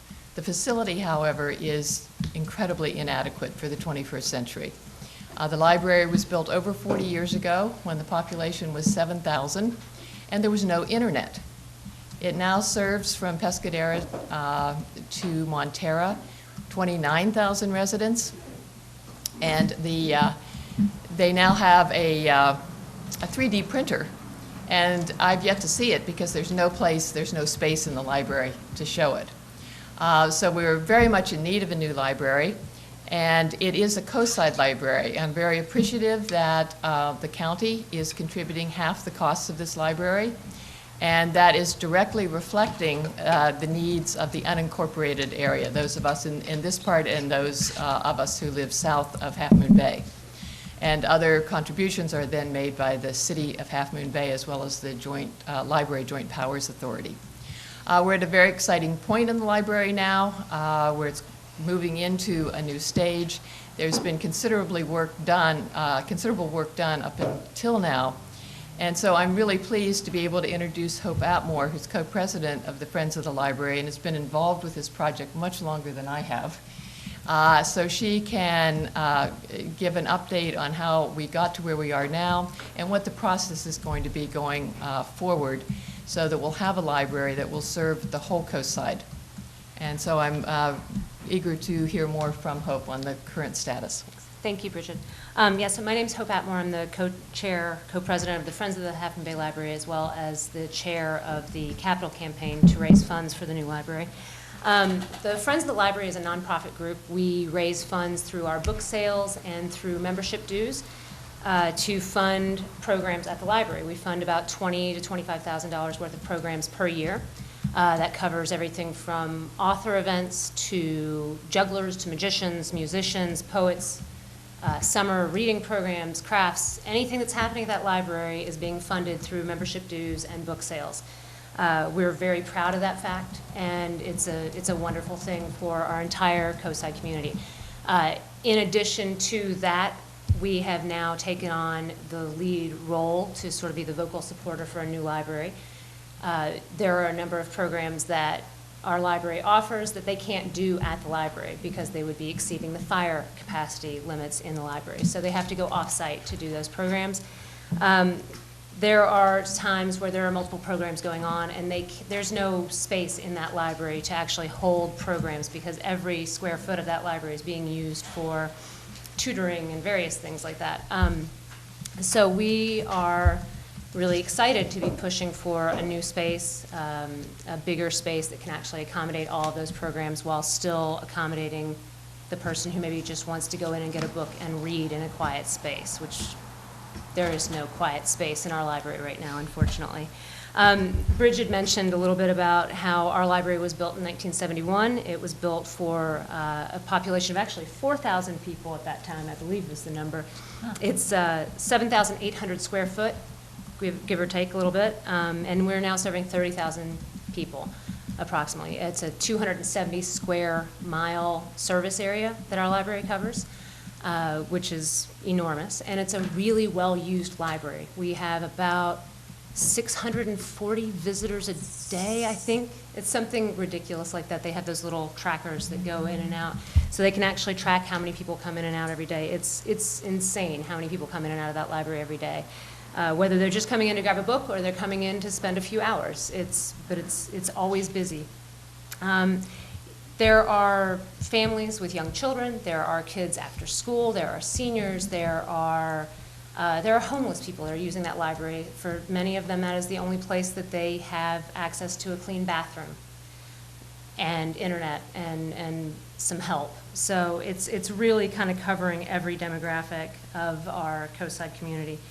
10 years ago, the city applied for a grant, about 10 years ago, the city applied for a grant to fund a 33,000 square foot library at that time.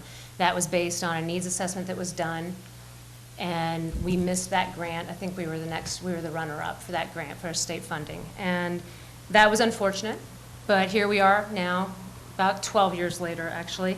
And we've gone from a plan for a 29,000 square foot library now to a 22,000 square foot, or 25,000 square foot library. That is a conceptual, and we are working with an estimate based on that conceptual. We, as a capital campaign committee, have committed to raising at least $2 million to try and offset the costs of this library. As Bridget said, the county is covering half.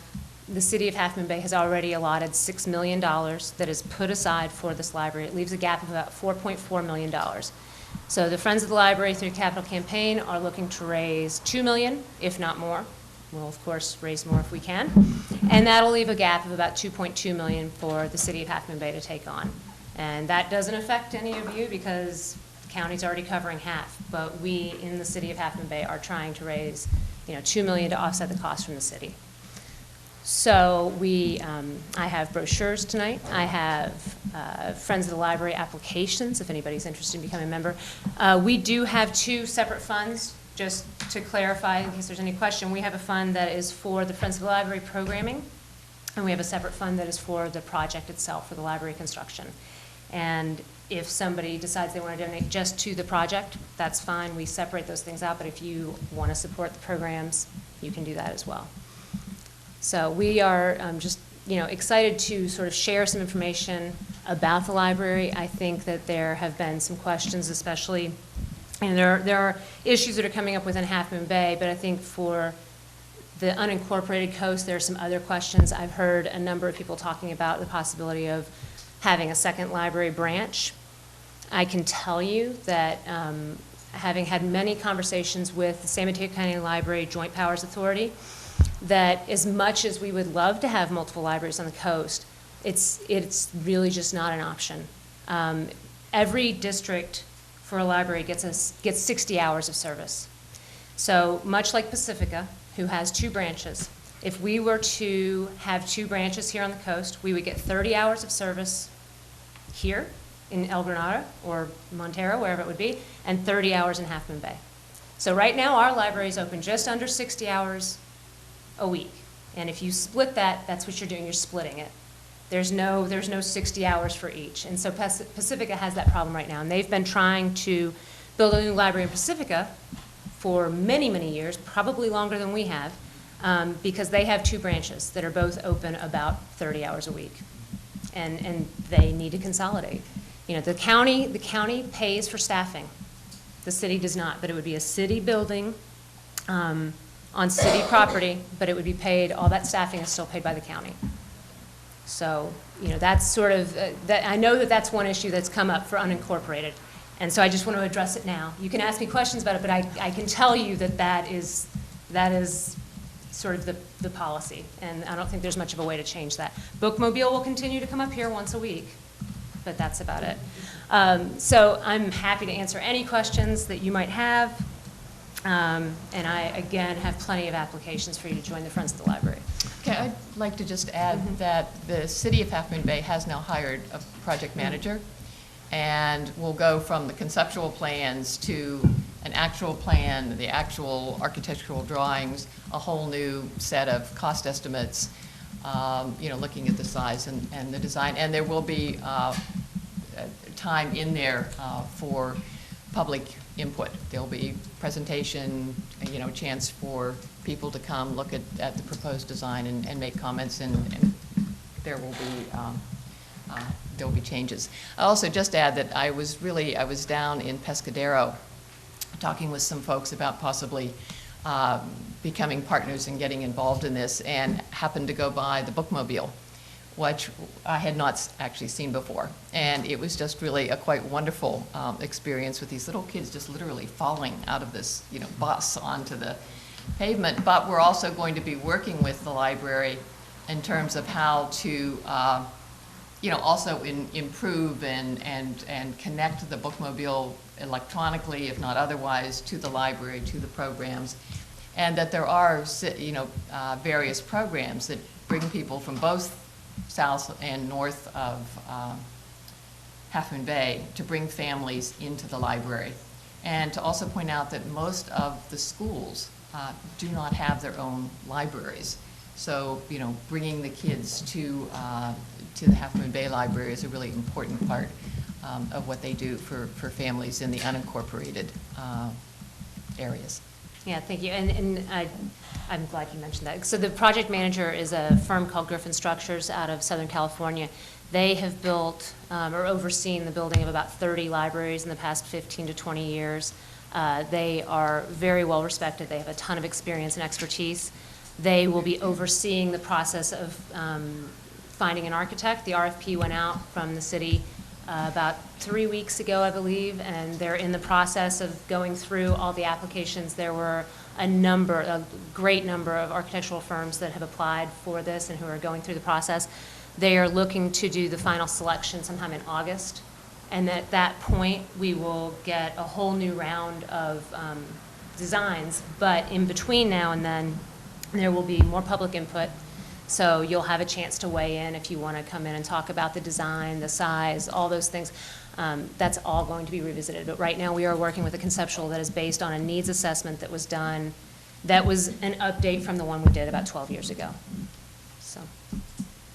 Okay, Hope, Bridget, thank you very much. Now I'll check with the council, see what we have. We'll start down with Erin this time. Thank you. Thanks for the presentation. I just have 3 quick questions. So the first is I just wanted to understand the process because this is a new topic for me. So is it that, are you looking at the project like we have X amount of dollars to spend and what can we get for those dollars? Or is it this is what we want and we'll have to raise X in order to get it? The city of Half Moon Bay at this point has, like I said, they've put aside $6 million. They approved a while back to do lease revenue bonds up to like $8 million, but that amount's not necessary. They are basing that, though, on an estimate. So we don't have the actual budget, but the $22 million is sort of an absolute ceiling. There's no reason to expect that it would go above that. Unfortunately, until we have the actual plans and until they're a little farther along in the process, we don't know what that budget's going to be. Okay, so theoretically, I mean, it's like I was just like, I'm remodeling my kitchen and I go, oh, I have $30,000. Like, that's it, done. I don't have any more. Or is it, hey, I really want to do X, Y, and Z, and I'll go borrow against my house if I want to. No, I mean, the project manager knows that estimate number is a ceiling for the city and for the county. And I mean, the county has agreed to pay for half. But, that $22 million is sort of that ceiling level. And I think there's also a commitment on the part of everyone that I've spoken to, that if we could get the basics and what meets the standards for public libraries as both the county and the state see them, and we could do it for less than that, Yeah. everyone would be really happy to do it for less than that. Okay. And if I, can find the Andrew Carnegie of the 21st century who wants to pay for the whole thing, we will be more than happy to do that too. Yeah. Great. And then so my second question kind of taps into that, which is, are you also considering alternative building options, like for instance, a lot's being done with shipping containers all over? You know what I mean, in terms of like using resources that currently exist to build structures that serve a purpose with, in a very innovative fashion and are a lot more cost effective. I don't know that shipping containers have been mentioned necessarily. We do have a really ugly shipping container behind the library where we store all of our books for the book sale right now, but I don't think we want to expand on that look. Certainly, that conceptual design that's out there that some people have had problems with, there's too much glass, it's too much this, it's too much that, that design is on the table. So if it ends up that more stucco and concrete are going to be way cheaper and they can still make that look in a way that fits what the co-side wants, then that's fine. So those sorts of options are absolutely still on the table. And there is a lot of looking at the green options to make it a green building. certified. Yeah, silver all of that. minimum, silver LEED certified minimum. Okay, great, thank you. Dan? Yeah, I think libraries are great, fantastic. Yeah. I like libraries. Glad to hear that. I have a concern, though, that the people of the Midcoast are going to have difficult accessing this library. So I don't see that it will benefit the whole coast side as balanced as it is proposed. So that's a concern of mine, having added traffic to an already bursting at the seams highway on the weekends, pretty much just locks off the people of the Midcoast to getting to access it in the weekends. I think that, well, I would like to see something like I know you outlined limitations of 2 libraries. I do know that we have had a second branch up here in the past. And maybe we can figure out another word for, not call it a library, call it, library-ish. And have that bookmobile stop by, but, connected with a community center that for 20 years, it's been outlined that there's a clear need for a community center in the Midcoast. And so maybe somehow the whole, could work together and benefit everybody and take some pressure off that highway is what is a real big deal. So, I think we're moving in the right direction, but I think we should keep the conversations open. Yeah, I would just add that there used to be a branch in Pescadero as well. In both of them, El Granada and Pescadero were small, and as I understand it, it was after Prop 13 that, those ended up being closed. They just financially couldn't maintain them. So I don't really know the history there, but my general understanding is that this has been looked at, and that in terms of the coast side using it, people use it now, and certainly the kids in the high school and the middle school, certainly use, they're coast side kids, but they certainly use the library where it's currently located. And I think it would be great to look into these options of building something new. And we all know what an easy process that would be, to just build something, find the land and build it on the coast side. We could look into that, but I don't think that's instead of this, the basic library that they're moving forward with now. Yeah, and I would just like to add that as much as I would love the idea that there would be this rush for the library every day, I don't think there's actually going to be an increase in traffic because of the library. I think that there are people who come to town anyway. You come to town either to drop your kids off at school or to pick them up or to go to New Leaf or to go to Safeway. You're coming into town regardless. I think the beauty of it is that once you're in town and you look at Highway 1 and you see it's backed up, you can say, oh, well, I can go to the library, get a laptop, and sit down and do some work for a couple of hours in a quiet room, or I can meet up with somebody and have a meeting in a quiet room. And those things are not options right now unless you want to sit at Pete's.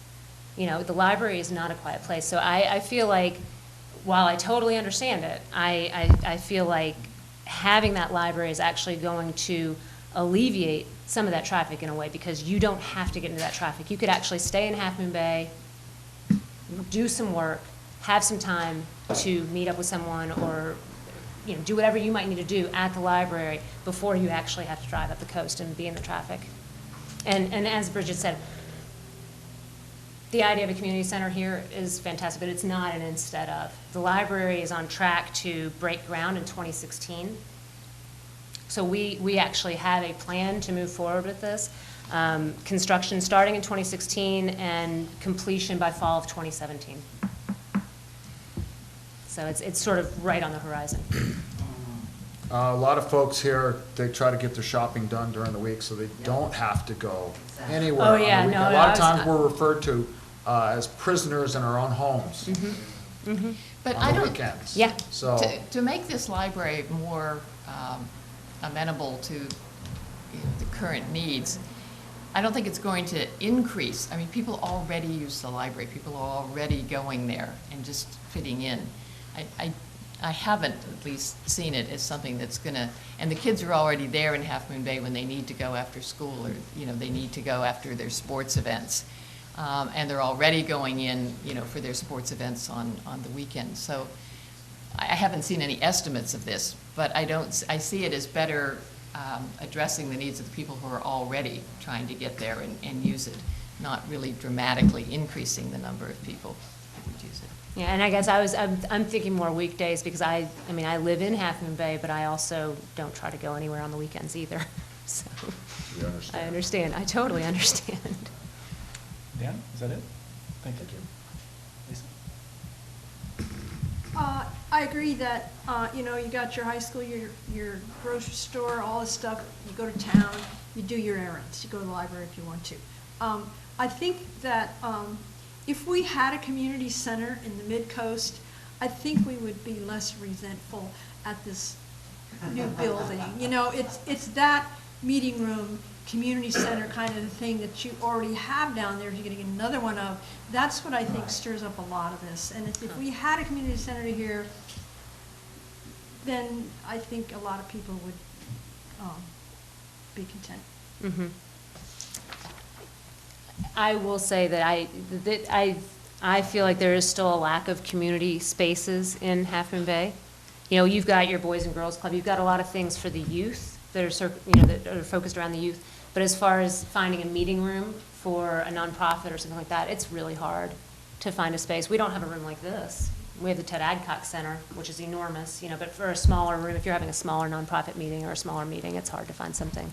But I totally can understand that resentment. I can understand that feeling, for sure. But also keep in mind that this library is not talking about acquiring new property and trying to build something with, just all of that entails. We're working with what we got. We've got land, we've got a building, and we can make it bigger. Thank you, Lisa. I have a couple questions. You may have mentioned it, and I'm just not remembering it. For the capital campaign, what are some of the fundraising methods or projects that you're going to roll out for this capital campaign? So right now, we're sort of in the quiet phase. We're going after those big donors, so if you know any, let us know. We're looking for some possible naming rights for some rooms, things like that, for some of the larger donors. We're going to start the more grassroots level donations, $10, $20, $100, whatever somebody feels like they want to give, around August, September, October, about the time school starts back up. And so that'll be a much wider spread campaign, but right now we're sort of in the silent, quiet phase. And there'll be at least one event that will be a fundraising event, and as well as the annual book, Right. Sip and Sort? Our Sip and Sort book sale in November, which is really a book sale that the funding is going toward the programs. However, we're probably going to expand that into some sort of a bigger event this year to try and bring some funding in for the library itself. As one of your grassroots methods, are you considering, bricks that have donors' names in them? I mean, I know we've had the problem with Mac Dutra, but, I think at other places, Ocean View Park and things like that, Absolutely. it gets people feeling Yeah. like they're connected to this. Yeah, it won't be bricks out in front. Having raised all the money for the Ocean View Park, I can tell you that bricks and tiles are a real pain. However, there will be some sort of a plaque. There's definitely going to be recognition given, even at those $100 levels. We'll have some sort of plaque at the entryway with leaves on a tree or something like that. But yes, absolutely, if you buy in. The problem with tiles and bricks and things like that is that it's much harder to plan where those are going to go. That affects your entire planning process for the exterior of your building, whereas if you're talking putting names on a plaque, it's much easier. Okay. So if you look at the Millbrae Library, they've got a beautiful entry donations plaque up there. That's great. You like that as a good example. Mhm. Okay, Mhm. great. You mentioned that you had two separate funds, but do you have a fund, or is it going to be all, I believe the county, I read that the county was paying for ongoing staffing and maintenance. Is there not a separate fund from? No, the county is always paid for staffing. The city pays for maintenance. Okay. And right now, there's a split with county and city for maintenance, and that has to do with the hours that the library is open, that basically allows the county or requires that the county put some of that money back to the city to cover maintenance, because right now the library's actually only open 56 hours a week. If they were open the full 60, then the city would have to cover all the maintenance. There's just some weird stipulation there. Going forward, the city would cover the maintenance if the library's open at 60 hours a week. But staffing has always been county. It's a county library. It just happens to be on a city property. I'm sorry, just a couple more. So I looked at the flyby video, or the fly-through video, whatever it's being called. And I understand that's based on a needs assessment, that's not any kind of like, this is our design, we're going with it. One thing regardless of the design, whether I like the aesthetics of the design or anything, if it's based on needs assessment, one thing I didn't think I saw was any additional parking. And while you say that you don't think that there's going to be more people visiting, there's going to be conference rooms and meeting rooms and things like that. All it's going to take is one of those meeting rooms full of 30 or 40 people coming, where are they gonna park? There's actually, between street parking and there is actually still, you can't really see it on the fly-through, but there are, I think, at least 2, it's possibly 3 lanes of parking in the back still. But with the additional, with street parking as well, it actually falls within the required parking. Especially at, that was part of the reason they talked about they dropped it from 29,000 to 25,000 square feet. Because by doing that, they're not going to be required for parking exemptions. So it does fall within the required amount of parking. There's a lot of off-street parking. Not at 3 o'clock in the afternoon on a school day, but any other time, there's plenty of parking. And then there's also some discussion about a share with Cunha, but that's not finalized, and that even if it doesn't work out, there's still enough off-street parking. There's additional parking that would come in just by turning the parking stalls on a diagonal. Right now, they're parallel coming up. Turning them on a diagonal, which the road is wide enough to do, changes it. Are those county guidelines or city guidelines? I think they're city, but I'm not positive. Okay. And could you give me the name of the project manager one more time, please? Griffin Structures Incorporated. I Okay. think that's correct. And last question for you, or I guess maybe it's a comment. As you move forward, I think that, you know, in reading the articles and the discussion of this, there's really kind of a divide of like, there's Half Moon Bay residents and how they feel about it and their issues, and there's Midcoast residents, how they feel about it and their issues. And yes, there's overlap, but, you know, I think that Midcoast people feel that there is maybe a different set of issues. And so I think as you move forward with this project, what would make, maybe I'm speaking out of turn, what would make, as a Midcoaster, what would make me feel better is if there were public meetings held up here that may be focused on Midcoast concerns and issues. As you start to move forward with the actual process. Chris? Dan, yes, one more. If you're done. Yes, I'm done. I just wanted to ask, I don't know if you have this information now, but do you know what the cost to the county is today to operate the library? Like for their staffing? Yes. I don't.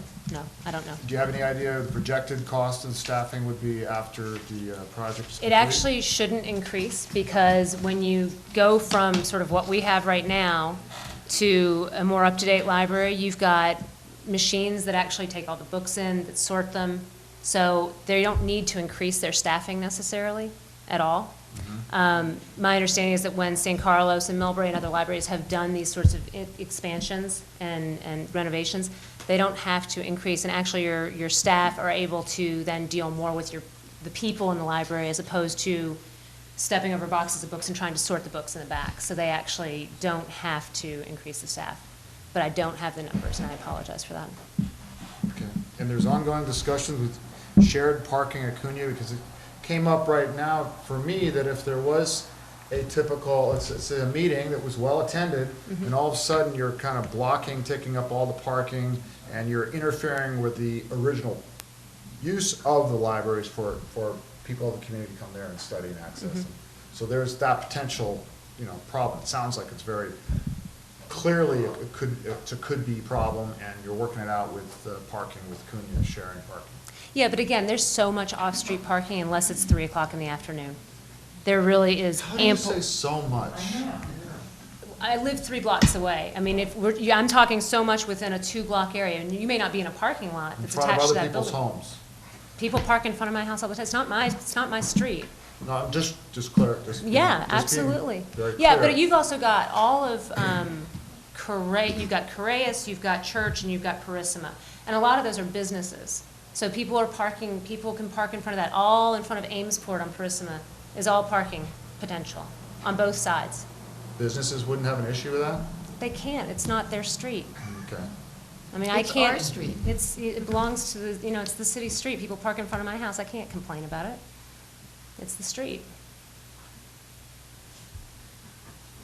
Okay. I live on a very busy street. I live on a street where people go too fast. I want speed bumps like you guys want here on Alhambra, but, it's just. Going with dividers now, right? Yeah. I think this is an issue that, for you to consider when you have your Midcoast Sure. meetings. Yeah, and I because will- all of these people will probably be driving down there. Yeah, And so they yeah. will need parking. So that's going to be an issue maybe more for Midcoast people than for Half Moon Bay people. Yeah, So. Okay, yeah, and absolutely, and I will talk to Griffin, I'll send them an email and say that we, when we do these outreach, that we need to have one up here. Thank you very much. And if we could do it possibly as I can make a commitment part to of that, it. too. Great, thank you. Does the council have any other questions? No, great, thank you, council. Okay, I'm going to open it up to people that have submitted speaker slips. And the first speaker slip, Leonard. In the order that they were given to I was me. gonna say, he's been first every time. In the order that they were given to me. I feel that's the only fair way to do it. Thank you, sir. There's advantages and disadvantages to speaking first. It means I don't get to comment on other people's comments. Now,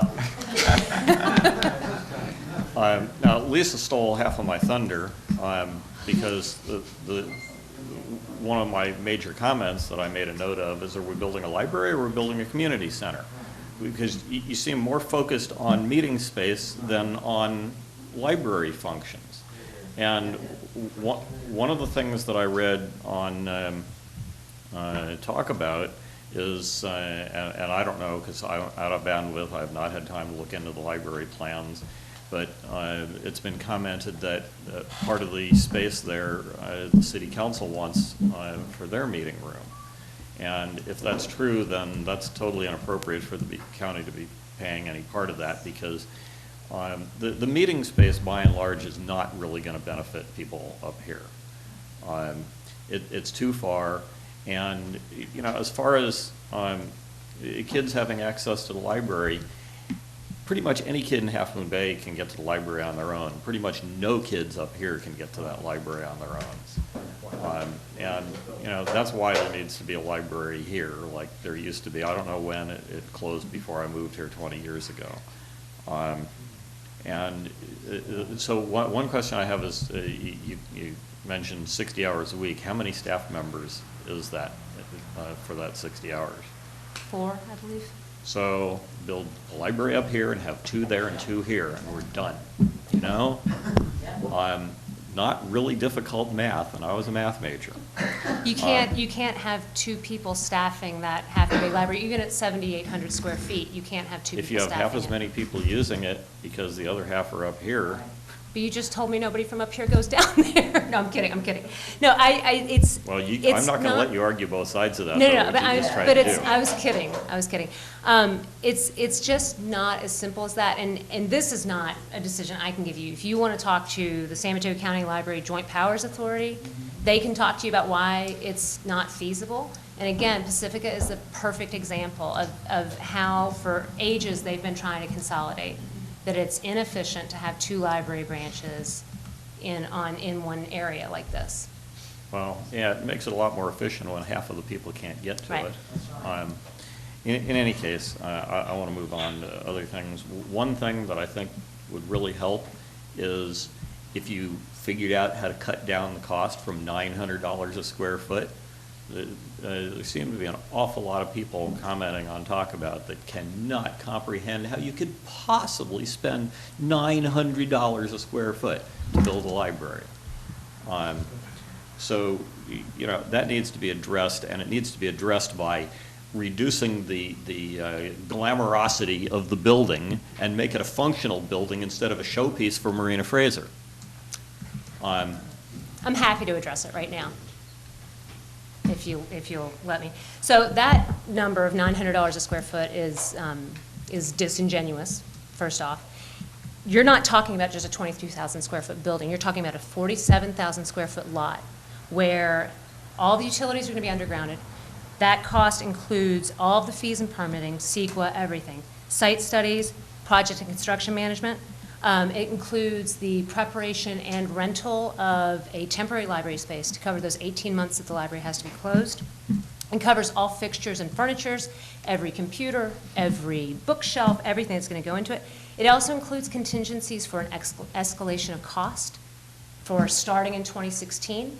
It includes every possible thing. So it is not the per square foot of that building that's $900 a square foot. That's actually closer to about $550 a square foot if you want to talk about the actual construction cost.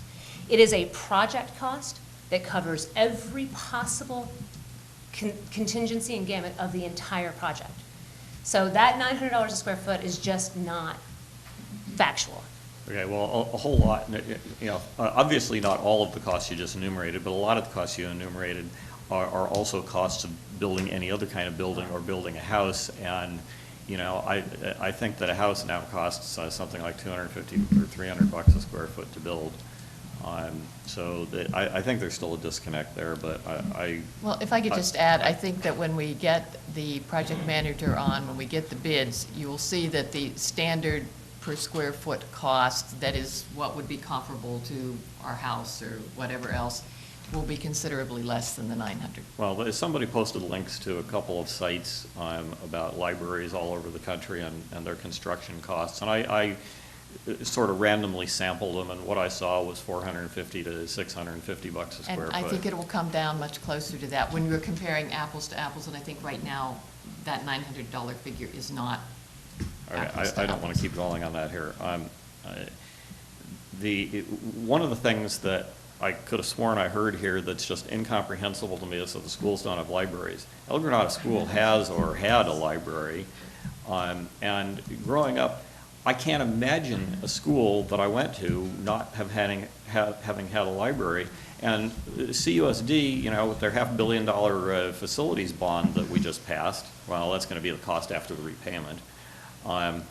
It seems to me they've got the money to have a library if they don't. And one of the elephants in the room, and you know, I have a pretty good reputation for telling you what color the elephant is. One of the elephants in the room is that library is more a daycare center for kids whose parents can't pick them up until 5 o'clock. So, you know, there's another potential source of resentment. You know, funding a library that's really a daycare center and a community center, how much of it's really a library? Leonard, if I could just say one word about, we might have talked about community meeting rooms, and I have spent a lot of time in the last 5 years trying to find community meeting space in Half Moon Bay that people from here came to, but that the wonderful things that are proposed for the actual library, for the books, for the literacy programs, for the, you know, little kids reading programs, I mean, it's all wonderful library with digital as well, and computer, as well as my favorite, the hard, you know, real actual books. But there is, I don't think either Hope or I meant to underestimate, you know, all of the thought and planning that's going into that part, to the core of the library. It's not meeting rooms. But, you know, that's what we keep hearing about is meeting rooms. Well, there's one community room, which again, we don't know the size of that because the project manager is revisiting all these things. And then right now, in that conceptual, there are 3 smaller meeting rooms. In addition to that, there is a maker lab, which is not a meeting room, but I think some people are calling it that, but it's not. It's a maker lab that would be a, you know, half computer lab, half maker lab, where they could be doing all kinds of different projects and things. There's an adult literacy room, which would be where they could be doing adult tutoring, which right now is happening out in the center of the library in the evenings. So if you are an adult that's learning how to read, you are front and center. There's no privacy for that. There's no space for tutoring. There's no space for, you know, for kids to come together and work on a project right now. There's none of that. And so 3 small meeting rooms plus that community meeting room that would be a larger room that could be dissected into 2. That's the community meeting space that we're talking about. The rest of it is, you know, a children's alcove where they can actually be loud and have their programs, and a teen room where those teens can be on the computers and doing the things that they're going to do, whether that's playing Minecraft or working on a paper. But that's not for you or I to decide what they should or shouldn't be doing at the library. That's their access, and if that's the internet access that they have, and it's the only internet access they have, then by all means, I think they should have it, because we are very fortunate to have that at home, but not everybody on the coast side is. Yeah, I understand that, and I support that. I think that that's certainly an appropriate thing for a library to provide, is internet access for people that just don't have it anywhere else. The last comment I have, I think it's the last comment, I don't know what the city parking requirements are. County, for unincorporated areas, they have a requirement that all projects have to have full on-site parking. No project in the unincorporated area of the county is allowed to rely on one single on-street parking space. Every project, every business has to have a parking lot dedicated to that business that provides all of the parking for that business. So everything in Princeton's illegal, pretty much. And right out here, this is illegal, clearly. There's a parking lot underneath. Yeah, there's two levels of parking Yeah. behind the building. I forgot, I parked just in front of somebody's house. But I think that, and I happen to know somebody that lives a block from the library, along, I don't remember which street is which there, but anyway, a block from the library, who's always complaining that there's no place to park in front of the house. And so by having insufficient parking on site at the library, yeah, your argument is technically correct that you don't own the street there, but it's really unfair to people that live there that they can never park in front of the house, and if they have visitors come over, then the visitors can't find a place to park. You can't rely on street parking 2 or 3 blocks away from the library. You need to provide sufficient on-site parking.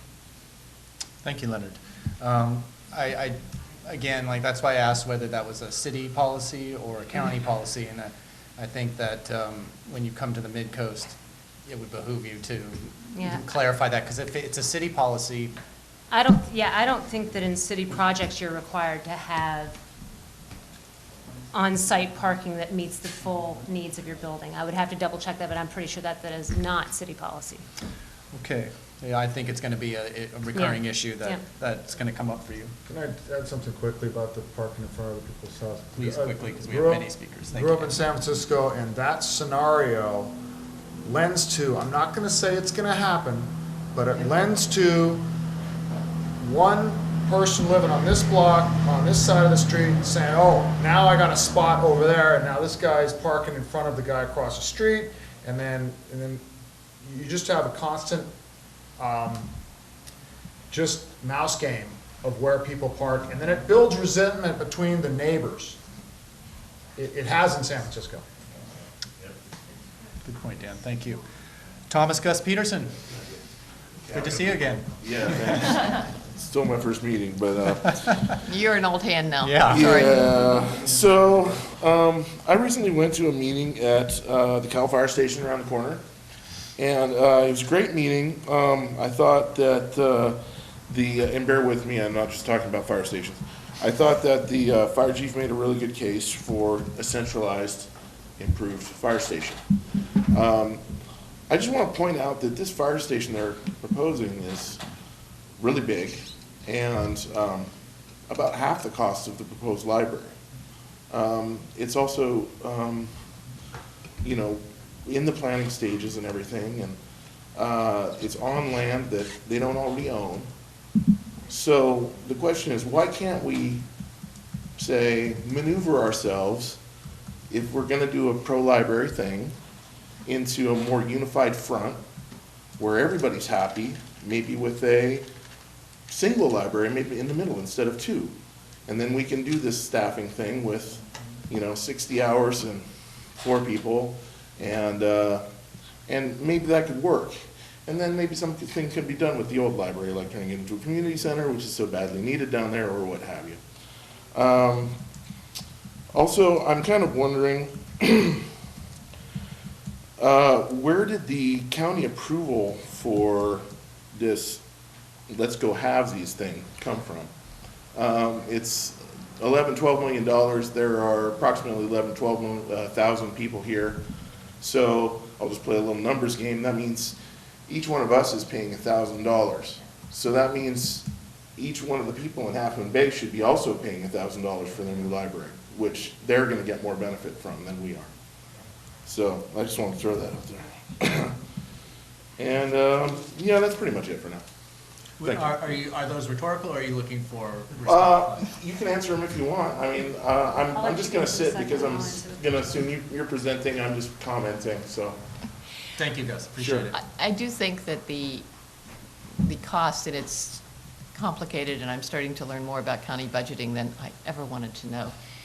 But I think it's going to come out to be about equal per person from county, from Half Moon Bay. And again, there's a lot of numbers being thrown around when none of it is really very firm, but I think you'll get a much clearer answer on that. But I think it's going to be about equal. In terms of how the county makes the decision, and Nick is gone, right? Yeah. Yeah. I don't see him right now.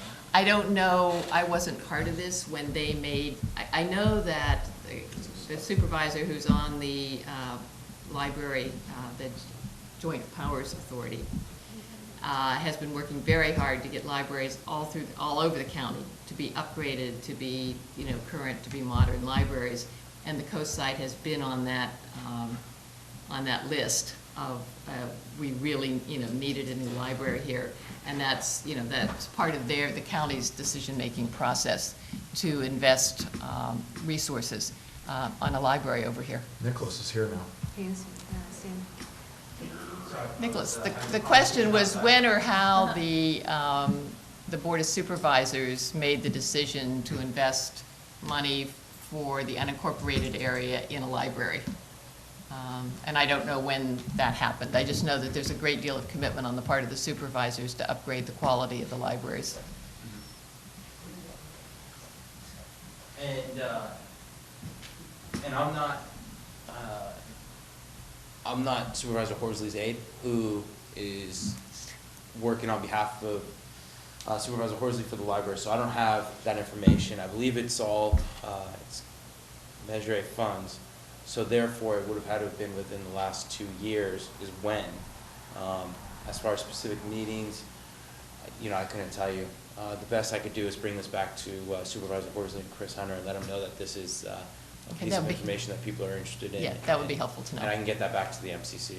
Yeah, if I may, sorry, instead of getting up, since this was really my question, I think there are a number of mid-coasters who would love to maybe talk to the aide, Supervisor Horsley's library aide, about this. It'd be great to see that aide at these meetings, if there's going to be presentations from Friends of the Library or something like that. I mean, it's a significant expenditure. I would love to see some recommendations. Yes. And I'll bring that back. Thank you. Yeah, absolutely. Thank you. Were there any other questions for? No, that was. Sorry about that. Stay tuned, though. Thank you, Nicholas. I'll be right here, I promise. Thank you, too, Gus. Bill Kehoe. Don't go too far, Nicholas. Some of my questions and comments are directly to the council. Still from Moss Beach, I think. Still from Moss Beach. Still have way too much to say. Thank you for coming. I'm really glad that we finally got a presentation about the library up here. I was beginning to think that the unincorporated area would be completely left off of all of this. You just had to ask. Well, yeah. First of all, I'll start off, avid library fan. Had a library card going on 60 years since I was 5 years old. Continuously, every city I lived in, always went. Same with my children since they were 5. Haven't been to the Half Moon Bay Library since they got out of school. Because what's the point? It's a small, crappy little library with nothing in it. So I've been taking my kids since middle school, when they had to do research papers, to some of the college libraries and to the big cities over the hill that have better budgets, like Burlingame and Millbury, and even West Orange has a better library than we do. And I've pretty much gone to all of them. But here's my problem. And I know you don't want to quibble over money, so I'm going to make it really simple. About 25,000 square feet, roughly going to cost total $23 million, so it is $900 per square foot. And don't start to quibble over, well, there's all these utilities or whatever. By the time the building's built and it's open to the public, that's the cost per square foot. There are libraries. I just saw in the San Mateo Journal this week, Monday, that Woodside was doing an RFP for a 5,000 square foot extension to their library for $2.3 million. Quick math, that's around $400 per square foot. Half of what, and Woodside's got money to burn compared to the coast side, so, but the small population. I just got showed online a link to Sacred Heart School up in San Francisco, totally green. Atherton, okay, sorry. The design firm is from there, but that's also around the same price, 6,800 square feet for $2.4 million. So with that said, and the county, Nicholas, coughing up $12 million, my issue with that is, the problem is that the county's going to perceive this, and I've had this fight with plenty of people in Half Moon Bay about what the cost is, including the famous and great David Willoughby. How much they're going to have to pay, this is 5 times more than what we have to pay. But the county's going to look at this as, we just kicked in $12 million for the coast side, so you mid-coasters go away when you come back to us when we're saying we need a community center up here. We need some kind of facility for meeting rooms up here. We need, we've been asking for what, 30 years that I've been here? Never get it, but they pop it down there like that, and we won't be able to get another dime out of them. So It's a zero-sum game, and we're getting the zero-sum up here. Now to get down to the particulars, the location. The location is totally inadequate for mid-coasters. More than half the population on the coastside lives north of 92. And for us to get into that area, the corridor of Kelly Avenue right now has a proposed new gym with 1,000 seats in it. They want to add a boys club, girls club over at the Ted Atherton Center. That street is going to be impassable. You know, it's like, if it's already bad now, and there's no parking, very little parking there now, then adding a library is just another impossibility for us. So it's money we can't spend. Most people up here, they go to Pacifica to get the books. It's quicker. Also, the idea that you're building on the same site. I agree with, I think it might have been Gus, but I can't remember, that you'd be better about, that's a perfectly usable building. I mean, I have this personal conflict with throwaway society mentality that I see today. That building is good. It's good for something. It may not be good for the library, and I agree with you on that because it's way too small and it doesn't have conference rooms and all the kind of things the future library has to get to get into the third part of this. But it's still usable. And if you were to take the city of Half Moon Bay's land up there as a beechwood, that big open field north of 92, that would be somewhat better. Not enough to please us up here, but it might shut us up a little bit. Maybe not. Okay. Hard to please this crowd. But that's really important, and I think you really have to take a look at that. I hate to see that kind of waste. I already talked about the cost per square foot, so I'll get to the last part because I don't want to take up too much time. To me, this argument is form versus function. And what I see is a lot of form going on here. Big, shiny, big building, and very little discussion about function. What is a 21st century library supposed to be? Interesting enough, go out and Google it. Bunch of TEDx talks going on about libraries about 2 years ago at the Mile High conference that they did in Denver. And they really talked about, here, I want to actually sort of quote some of this because it's just so funny that we're building a great, I don't know, 19th century library system here is the way I look at it. Libraries are no longer there to just distribute information. And we know that. And distributing digital content, that was 1990s. What are libraries used for today? And they go into a big discussion. It's for networking, it's for collaboration, it's for exploration, it's for dreaming, it's for creativity. And for that you need spaces. Those conference rooms you talk about, wonderful. I was doing this in the early 2000s when I got laid off from a real company and I had to fend for myself and I started a couple of little startups. I had people from all over the valley and actually across the country and in Europe, and we would have to find a central location because we had very little startup cash at the time, and we would go to the libraries over the hill that had Wi-Fi and a closed-off room, and we could do brainstorming with different people, and great for entrepreneurship. Do we want our kids to learn that? You betcha. That's the 21st century. Do we want a sound lab, a media lab, where they can go in and experiment and do the kind of things they need to do to put up anything from a music video on YouTube to maybe some kind of science experiment? That's where digital content is going to. But what you need for that is not a big, shiny new building. You need people that are educated that can train these kids and these adults, because it can also be used for adults that need to go out and do job searching because the economy is down, that they can help them, train them, and show them how to use the new forms of social media and multimedia so that they can make better presentations and go out and find better jobs and rise up the social ladder. And I would rather see, I would rather see you spend the $23 or $25 million on a 10-year plan for how you're going to build the service infrastructure to keep our kids and our seniors and everybody in between up to date and ahead of 2015 and 2020. And it doesn't have to be brick. I mean, it's going to be virtual. Look at what most companies are doing in Silicon Valley and around the world. Everybody works from home and they're on virtual space. Everything's up in the cloud. You use your internet connection at home. You do, you're on your mobile devices because you're traveling from point A to point B.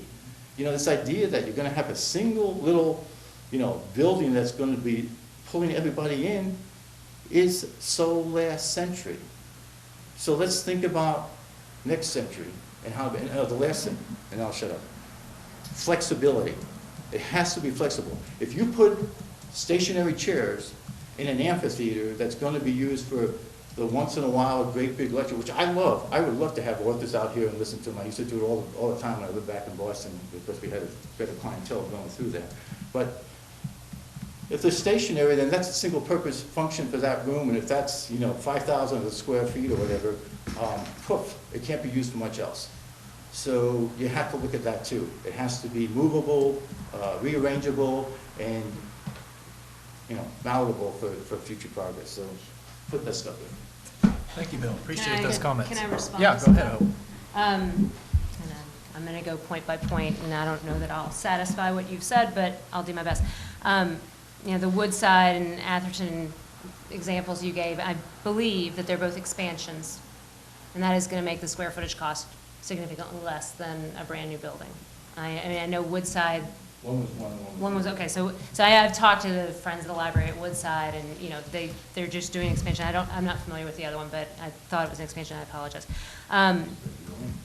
The second one, you were talking about, a different location.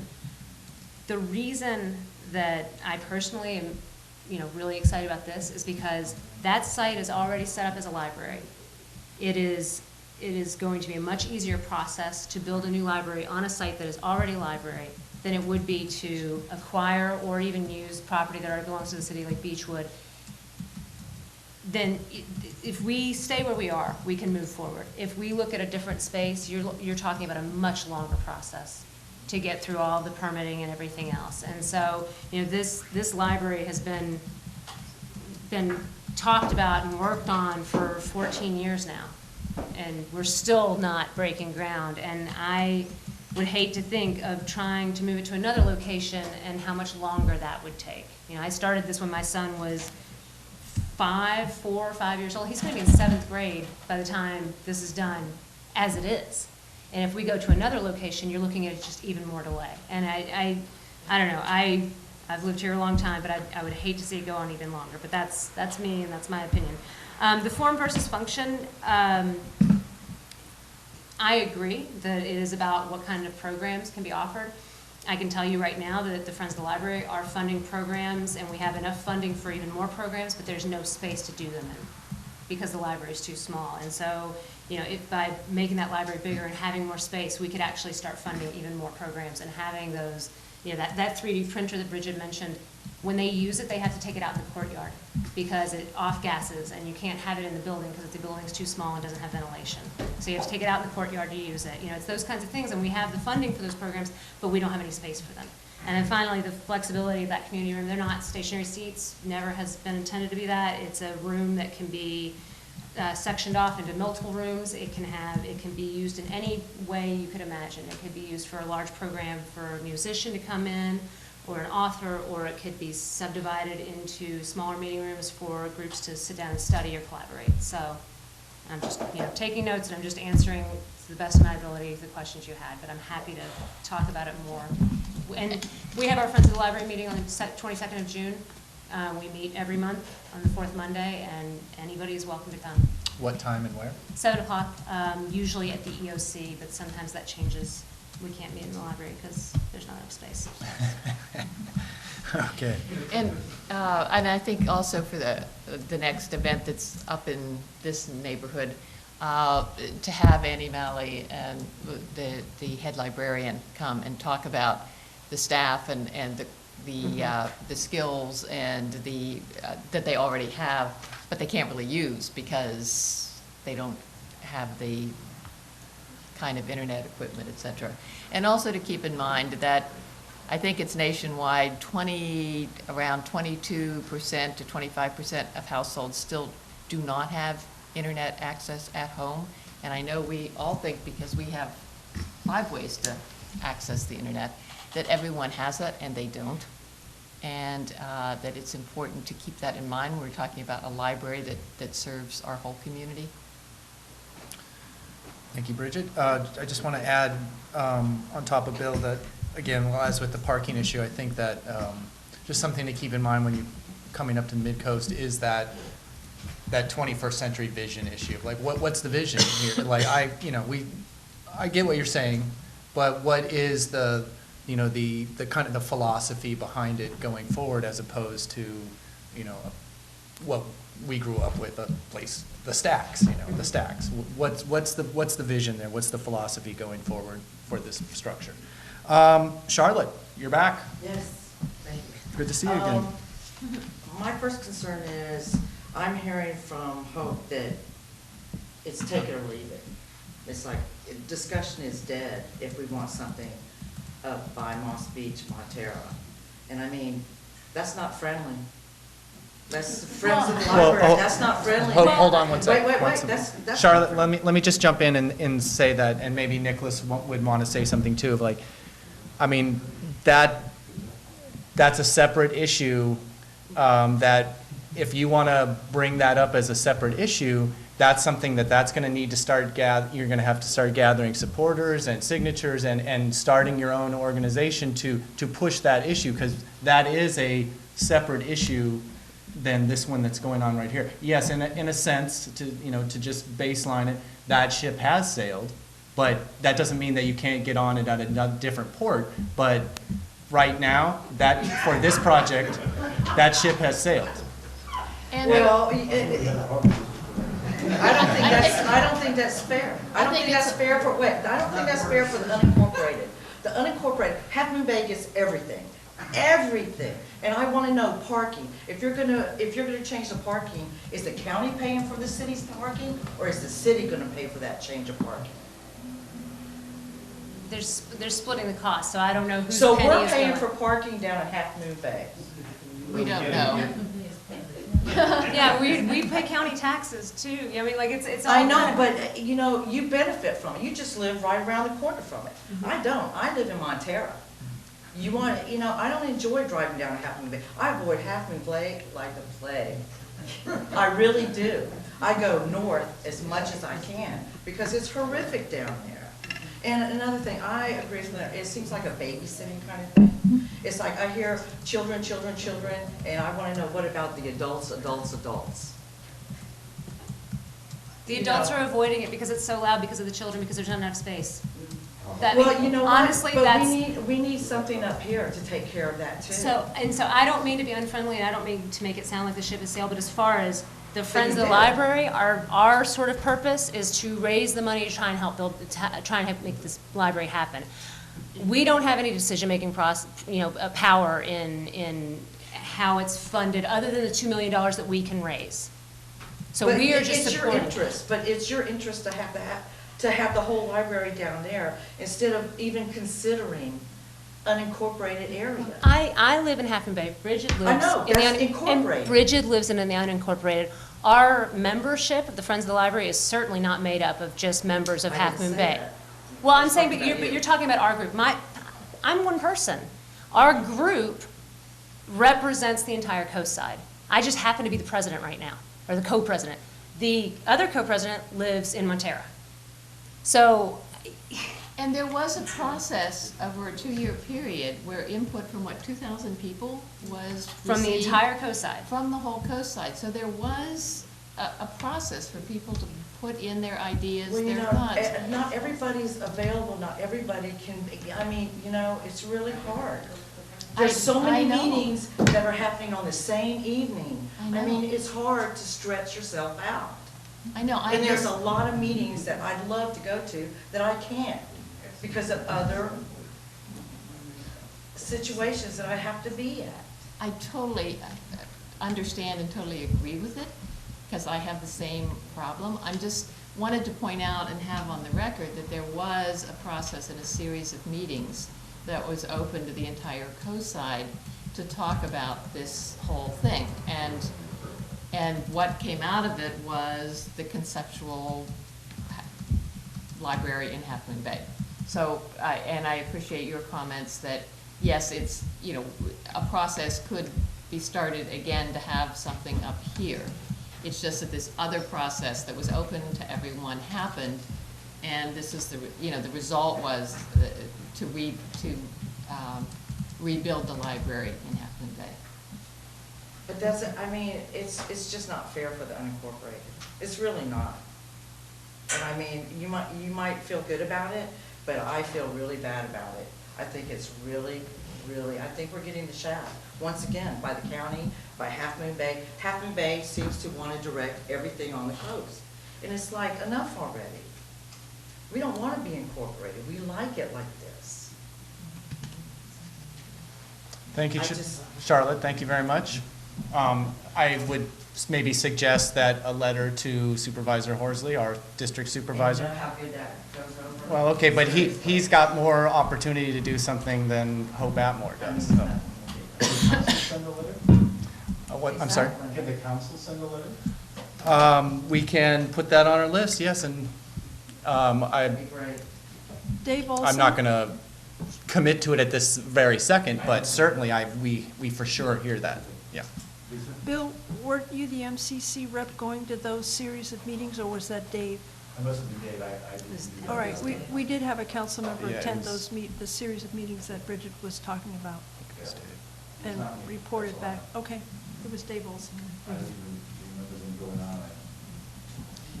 Dave was on, there was a stakeholders committee that met numerous times, and that stakeholders committee had a representative from every nonprofit and service group, all the different schools, the PTAs, every possible group we could reach out to.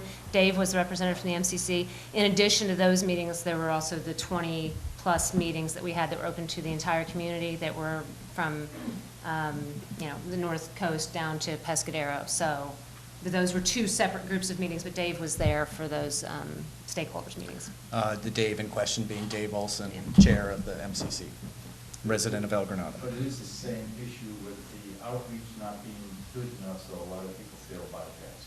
Yeah, and this. Yeah, and if you have suggestions for ways that we can reach more people, we're 100% there, because we really tried to cover every possible way. We had flyers up everywhere, we had it in the paper, we had it on the radio, we had it, I'll give you one quick suggestion, sorry, Council. The woman that was just here, Kendall Flynn, who's doing the Connect the Coastline, she has done very good work trying to get out the word for the Connect the Coastline issue, and they've had good turnout, so. Okay. And anything that you get to Lisa, that it's up on the website, also gets very good reception. Okay. For most of us up here that follow it. And does Kendall have an email, like a Yes. distribution list? She Okay, has a basic all right, list. all right, I'll get in touch with her and figure out how to do that then. Thank you, Bill. Pamela Fisher. I have one very friendly request. I'll hit you with that one first. I was just wondering if you have any references to libraries that we could do a field trip to, so that we could look at what it is we're talking about. I too have watched many of the YouTube videos on libraries of the 21st century, et cetera. And as an educator, I am well aware of the deficiencies of the present library. So if you could put that on your website perhaps, because there are a number of us who would really love to go in hands-on and see exactly what you're talking about. That's a great idea. I've actually heard a lot of very good ideas here tonight, and I have a lot of friends that are here in the Mid-Coast and have been constantly hearing. We also hear in Half Moon Bay that we're tired of Moss Beach telling us what we have to do. I think that was a reference to Bridget, but at any rate, the power. I know. So, at any rate, so what I'm really curious about, and I understand the whole issue of postponing once again, but it's a big project.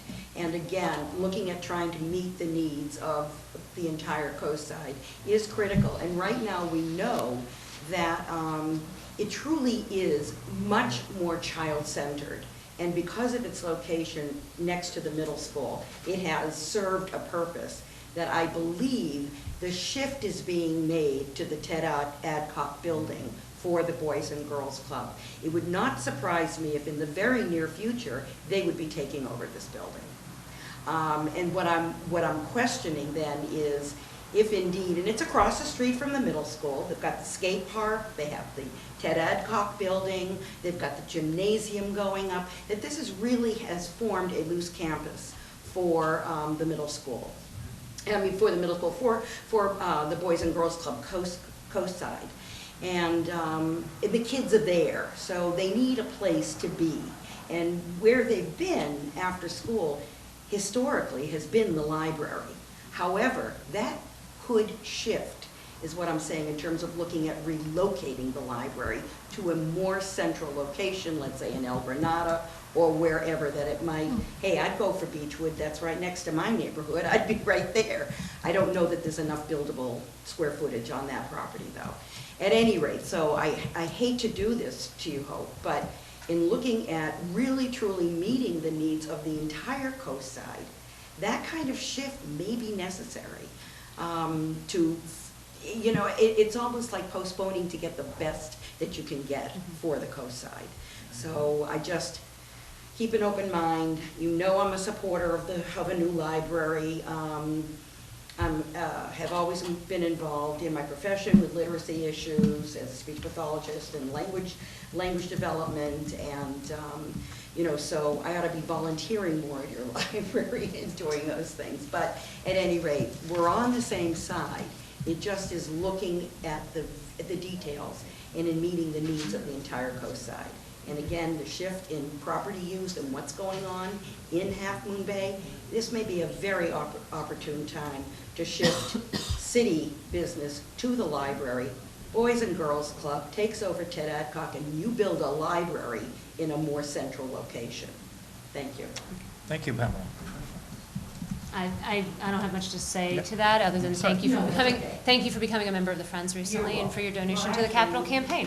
Thank you very much. We appreciate it. Next up, Sabrina Brennan.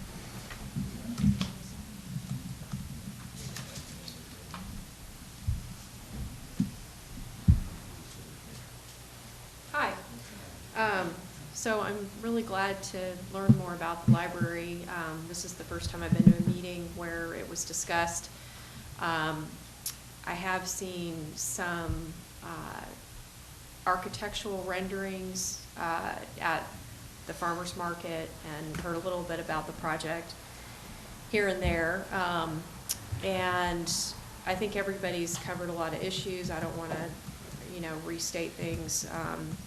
But I did want to mention that I was unclear on the process. It appeared that there were some design decisions made, and maybe those were just sort of loose. I don't really know, but I'm wondering, was there an RFP process for the architect, or how did that process evolve? For these conceptual plans that we have right now, that was, there was not an RFP for that because it was an update from the plans that were done in 2002. So it was an update to those plans. So they just did an update. They didn't go through an RFP process for that. So they used the same architectural firm from 2002 or whatever year that was that they did the last run through of all this. So I would just like to suggest that that there be an RFP process for the architect. There is. The RFP is out for an architect for this. Good. Yeah, that Good. that is separate. That was Okay. just for the conceptual, so we could get the ball rolling again. So what's the schedule for that? So the schedule for that right now, so the RFP went out about 3 weeks ago, I believe. Okay. They have gone through a first round. They've gotten applications from a number of architectural firms. I think about 28 different firms put in proposals. They will go through a process, and I think by about the beginning of August, they're going to have narrowed it down to 5, and then they will designate the architectural firm around the middle to late August. So I'm sorry, you said the window's still open? For the proposals are all in, so anybody who is going in for that RFP has already put in their proposal. And how long was the window for? 3 weeks, I think. So it just closed. It just Wow, recently that's closed. really short. It was short. The project manager is trying to move through this process pretty quickly because we have a goal of trying to start construction in 2016.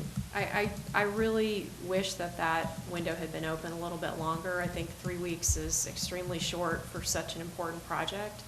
So I'm very discouraged to hear that. Well, I will say that this project manager, like I said, they've done about 30 libraries in the past 15 to 20 years.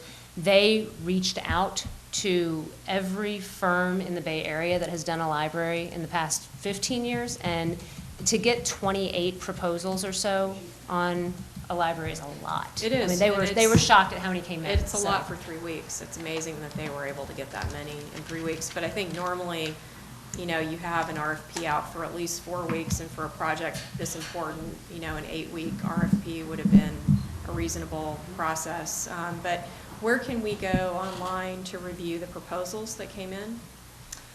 That's a good question. I don't have an answer. They're not public? Okay. Okay. So can they be made public? Is it? Yeah, I don't know. I can find out, though. Because I would definitely like to look at the proposals. Be interested to know which firms put in proposals.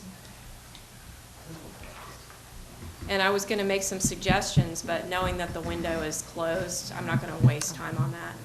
So yeah, if you could perhaps pass on the information on how the public could view the proposals and the list of architects to the Midcoast Council, then perhaps the council could post that on their website or send a link or something to where it's going to be listed on the city's website.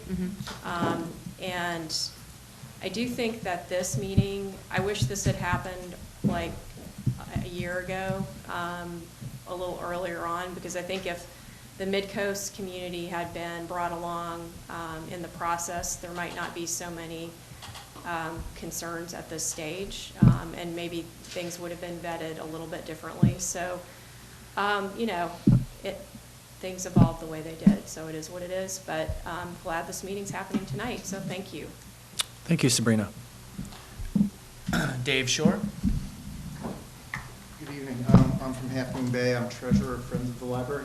You guys don't have a time limit on public comment, do you? Loosely, it's 3 minutes. Just noticing the difference. But you know what, this is an important issue, and we want to be able to converse. Yeah. Okay. Or any other public meeting I've ever been to anywhere.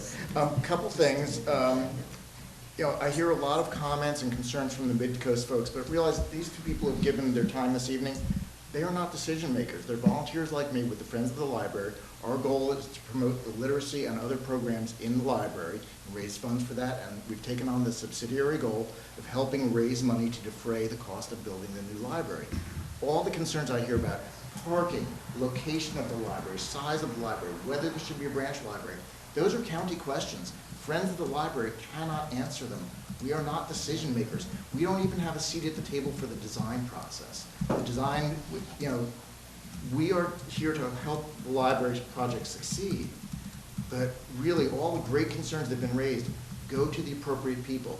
Go to the City of Half Moon Bay staff. Go to the county. Those are the folks. Don't talk to me to bring them to you. We've made that suggestion. As far as the question about the outreach and the survey being inadequate, and all these people coming up to us saying, "Oh, I didn't even know it was happening." Our mathematician in the room can probably confirm. The purpose of doing a survey is to get a statistical sampling of a large number of people. Short of knocking on every door and requiring everybody to fill out a survey, you can't do it. The meeting spanned Montara to Pescadero. They had 2,000 individual comments, which probably represents a statistical sampling of the feelings of the whole. That fact that you didn't know there was a meeting or you didn't know there was a meeting is completely immaterial in a situation like that. Again, short of knocking on every door, what do you want to do? I'm not asking for a comment. I'm making my statement. Hold on, Bill. Great. I'm willing to be educated. I'm not a genius on this, but again, thank you for your respect and kindness. All right. Let's, guys, we've done an excellent job so far. Let's keep this at the friendly level that we would like it all to be when we go to this library. So my point is, you're talking to a couple of people here who are obviously committed to helping the library project succeed, but we are not the decision makers. The decision that I think if Prop 13 was repealed and there was enough money to put a branch library in every community on the coast side, I don't think anybody in this room would argue with that and provide the staffing for it. We've got the hand we've been dealt by our tax situation in this country, in this county. And if we have the opportunity to improve the facility, which already serves everything from Pescadero to Montara, as well as it can, I think that's good. If we move the library further north, what does that do to the people in Pescadero, which is a very underserved community? They have the only high school between Half Moon Bay and Santa Cruz. That's a community with significant needs. We move things further north, we're disadvantaging them. So I'm not trying to pit one group against another. I'm just saying there's always a set of compromises you got to make. The county, as far as somebody brought up just pure numbers, there are 725,000 residents in the county. The county is paying $12 million towards this library. That works out to $16 per county resident. So if you want to go start talking about numbers and relative cost for a resident of Half Moon Bay versus a resident of the county, if you figure we're all paying into the county tax revenue one way or another, the share per county resident is $16 for this new library facility at the conceptual cost level. The folks in Half Moon Bay, the numbers are floating around, but it's significantly more for a taxpayer in Half Moon Bay, because the numbers are debatable, Mr. Gary. But as far as the ability to network, collaborate, and explore, if Hope has a couple of our brochures, those are some of the things that we really highlight in the new facility. It's meant to allow for those kinds of collaboration that you highlighted, with the flexibility going into the future. I think the county library staff is very, very thoughtful. Everything I've heard from them, they're extremely dedicated. They work way more hours than they're paid for, as far as I can tell.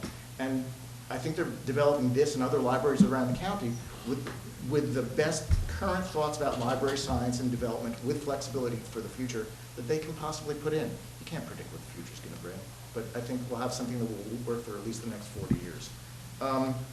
There's a lot more. And Sabrina, to your point, 3 weeks seemed pretty fast for the RFP. This is a firm with a lot of experience, and 28 people in 3 weeks is probably enough to start culling the herd and getting some good choices out of it, I would hope. Since you brought that up, and the process, because I honestly don't know anything about it, could you explain to us who will be going through these proposals and who the deciders are in the design process? Again, I'm speaking as a member of the Friends of the Library, and I'm not one of those people. As I understand it, it's going to be people from the county library system, the Library Joint Powers Authority, and the city, or going as well, along with the project manager, putting their heads together on that. Nobody else has been asked. It's a contracts issue. You can't have the entire community pick your contractor.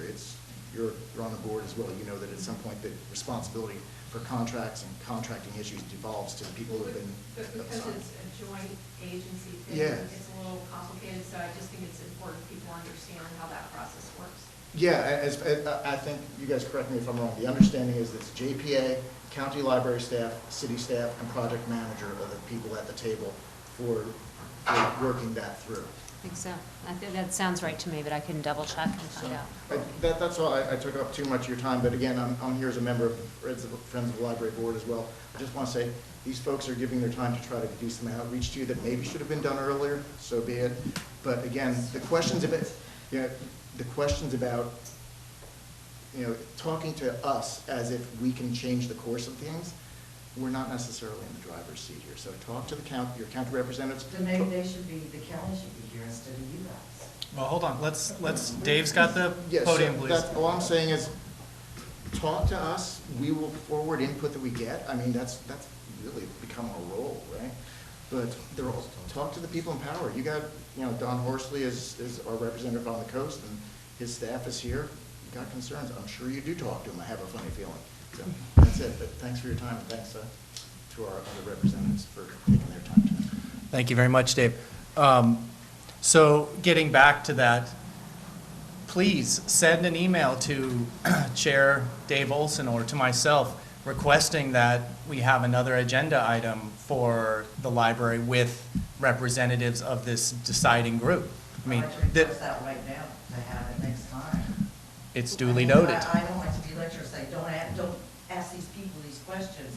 It's like, then, maybe we should be asking anybody questions. Well, okay, but we have to understand that what they're here to, they came here to present some information, which they did, and they don't have all the answers to every single question. I don't think that anybody has the answers to every single question about everything. So, well, so again, like what Dave was trying to say, what I was trying to say earlier is, they're presenting their aspect of this project, and there's a lot of things that we all like about it, and there's a lot of things that I think each one of us would criticize or have problems with. And that's fine. Let's continue to move the process forward, and please talk to me, talk to Dave, send your requests. Let's hear about, whether you want another agenda item with representatives of this deciding group, and if we get some input on that, we'll move forward with that. I mean, that's what the process is, and that's what we're trying to do here, is provide information to the community, get input back. We've got a representative from Supervisor Horsley's office here to hear this. We're trying to make the process work. Please give us your input, and, you know, we'll work harder. That's all I can say on that. Our next speaker, Jerry Steinberg.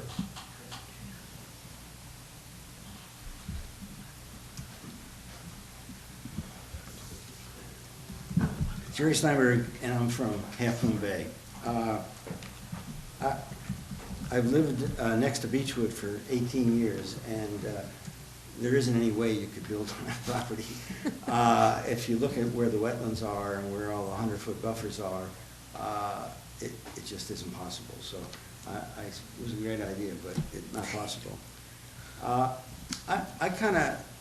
I almost, after being in this meeting and experiencing the meetings and making presentations at Half Moon Bay, I sort of wish I had moved up here rather than Half Moon Bay. The 3-minute limit, the interaction between back and forth, it's unreal. I mean, you'd have to attend a few meetings at Half Moon Bay to understand what's going on here. I was born and raised in New York City, and there was a Carnegie Library, and there's no question, it was a walk away. I lived on 26th Street. I could walk up to 32nd. I didn't go to the big library on 42nd, but there's a lot of questions here that need to be addressed about whether you refurbish the existing library, whether you add on to it, whether you really do a new library, whether you do a branch library. There's endless things that should have been addressed. The presentation that's made right now on this fly-through is really kind of scary. I am a civil structural engineer, and if you built that building the way it's shown, those are moment-resistant frames. There's no cross-bracing shown. And I think that the same firm that's doing it kind of ran into a problem in Palo Alto. Somehow they forgot to show the cross members. I enjoy, it's great, the passion that you folks have shown, and I'm all for a library. But I don't think that there's been enough discussion and the costs. It's kind of interesting to realize that this all came up in Half Moon Bay, and there was a Proposition O, I think it was, and it didn't get even 50%. It was 8 votes less or 14, but hey, that's the way it is. So now we're talking about a deal where, in order to avoid having to go to the public for voter approval, we're using some kind of bonds that, it's not so much even that we're using these bonds, it's you're setting a precedent. I mean, hey, you could actually decide, these bonds are usually, this type of bond that doesn't require voter approval is usually used for building prisons. Hey, why don't we put up a prison? We could actually get some employment on the coast. It's kind of unreal to watch this process. The openness that's here is what's really needed in Half Moon Bay. And it's really, it's very frustrating to watch this happen. At present, there's even an initiative that's being, there's signatures being gathered in front of New Leaf and Safeway to actually not use these bonds. And I don't really even understand the entire thing. If you can use the bonds, whether that means that the entire issue that Half Moon Bay, there is no library. So I don't understand. I mean, why have you just pushed this hard in Half Moon Bay and you haven't even talked to the people up here? Don't get it. Thank you. Thank you, Jerry. Okay, so I will go point by point and answer those to the best of my ability. As far as the fly-through goes, Jerry, I mean, you know, it's a conceptual. Those are not the architectural plans and cross beams.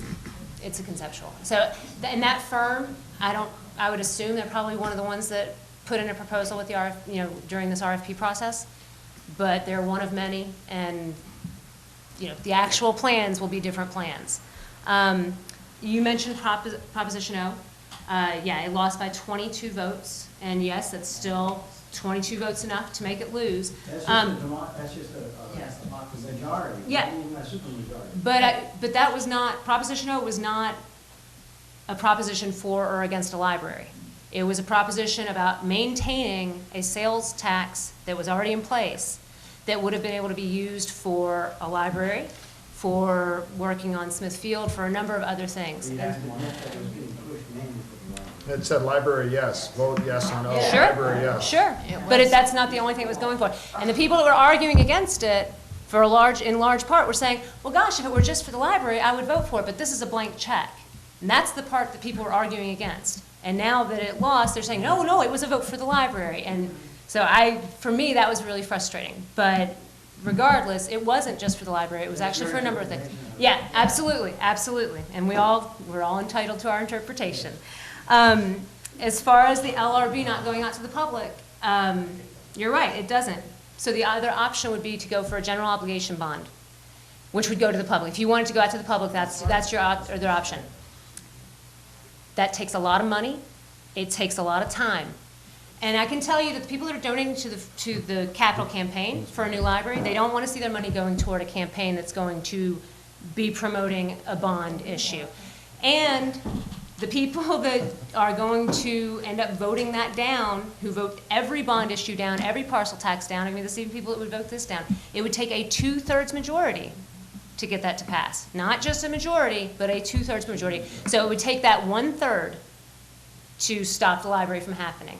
Now, ultimately, is it going to matter? Maybe it won't even matter, because if we raise $4 million, then those bonds are off the table. Or you could cut the price down on And- the library right now. right, and the project If you have manager- enough money that has been allocated to actually do something. Right, and the project manager's looking to do that. They are looking at every possible cost containment measure that they can take. They know, I mean, like the Friends of the Library have said that over and over. There are people in the city saying that over and over. They're hearing that, and they are looking to do that. But the process has to move forward in order for them to get to that point. Jerry, I'm sorry. If you want to speak again, let's Come to the not have the microphone back so and forth, but- okay? But, or yeah, Thank come you. to the microphone so it's documented, because, we don't want the people at home to miss out. But, yeah, I mean, for me, that GO bond issue is that it only takes that minority to stop it. And we've seen over and over again with school bonds how hard it is to pass a bond measure in Half Moon Bay. And, right now I'm hearing from people who are against this library because they don't feel like it would serve the rest of the coast side. I've also heard from a lot of people in the unincorporated who feel like if the lease revenue bond were to get stopped because of this petition and because of stopping lease revenue bonds in general, that they're keeping the library sort of as a hostage from the rest of the coast, because the unincorporated's, the same county of San Mateo is ready to put that money forward, and yet a decision by a group of people putting this on the petition could potentially stop that from happening. Because the rest of us we don't get to vote on that in the unincorporated area. Okay, I think we're getting into like some speculation and political intrigue, and I know it's entertaining and fun, but it's a little bit out of the purview of this discussion right here. So I don't have any more speaker slips. If there's no one else that would like to make a comment, but before I close this, I just want to say that please stick around for the next thing, because I want to make 2 reports on meetings that are very important. One about short-term rental and one about the RV park for Princeton. Updates on those meetings, so if you're interested in that, that's going to come right after this. I know there's usually an exodus after the last agenda item, but if you're interested in those items, those are coming up. So I am now going to close agenda. Oh, I'm sorry, Erin. Well, I just wanted to add one quick comment. If that's okay. I'm an adult. I have adult kids, but I was a kid at one point in time, and I was one of those kids that went to the library after school because my mom was a single mom and worked. So while I understand that it needs to be a community resource for everybody, and I don't really know what's happening with the Boys and Girls Club or whether or not they'll end up there or not, but the times I've been to the Half Moon Bay Library, I do see kids there that reminded me of me. And I think that that's an important function, and I just kind of wanted to underscore that also serves the community. So. Thank you, Erin. That's it. Okay. I am now closing item 4B, and we are going to move on to item number 5, council activity. I'm going to jump right in. I have something from Chair Dave Olson. Dave has been working with the county on developing a policy for short-term rentals, and his comment on that is Jennifer Kraske, Deputy County Counsel, presented background issues and ideas for an ordinance on short-term rentals. It would initially apply to the unincorporated coast. Permits would be required, and transient occupancy tax would be collected. It lined up fairly closely with the draft ordinance that Dave has been working on, although it lacked duration and density limits. Dave spoke about the need for those limits, also the background of the issues and ideas on enforcement. There will be an MCC meeting on this subject sometime in the next few months. Let me just cut in and say, Bridget and Hope, thank you very much for your time tonight. Appreciate it. Thank you. Dave further commented that the planning commissioners asked a number of questions, largely around how comprehensive the ordinance would be, why it was intended only for the coast, and about enforcement. The next steps are to start drawing up an actual ordinance, consult with various people, decide if it's going to be countywide, and go through a number of public hearings. So, yes, Bill. Who are they going to be consulting with? I'm just reading Dave's notes. I'm sorry. Dave has been spearheading this effort, and when he returns I believe at our next meeting, I expect he will give a full update on that. But it's a good question. Leonard Warren, yes. Okay. Leonard Warren has pointed out that we currently have a vacancy on the Midcoast Community Council, and thus we do. I don't know what. And there's an application form somewhere on the county website. Apparently there's an application form on the county website. The MCC website, under focus topics, right at the top, it says vacancy, and there's a link to everything you need to know. It's by appointment. Are you going to sign up on it? Moving on. So on May 27th, 2015, there was a pre-application meeting by county planning for a proposed RV park at the corner of Capistrano and Highway 1 in Princeton. I just want to give a quick update on it, not getting down into whether we support this or not. There's about 45 people there. Dave Holbrook from County Planning led this. And I would say generally the tone was contentious and with, a couple of, I'd say, entrenched sides on the issue.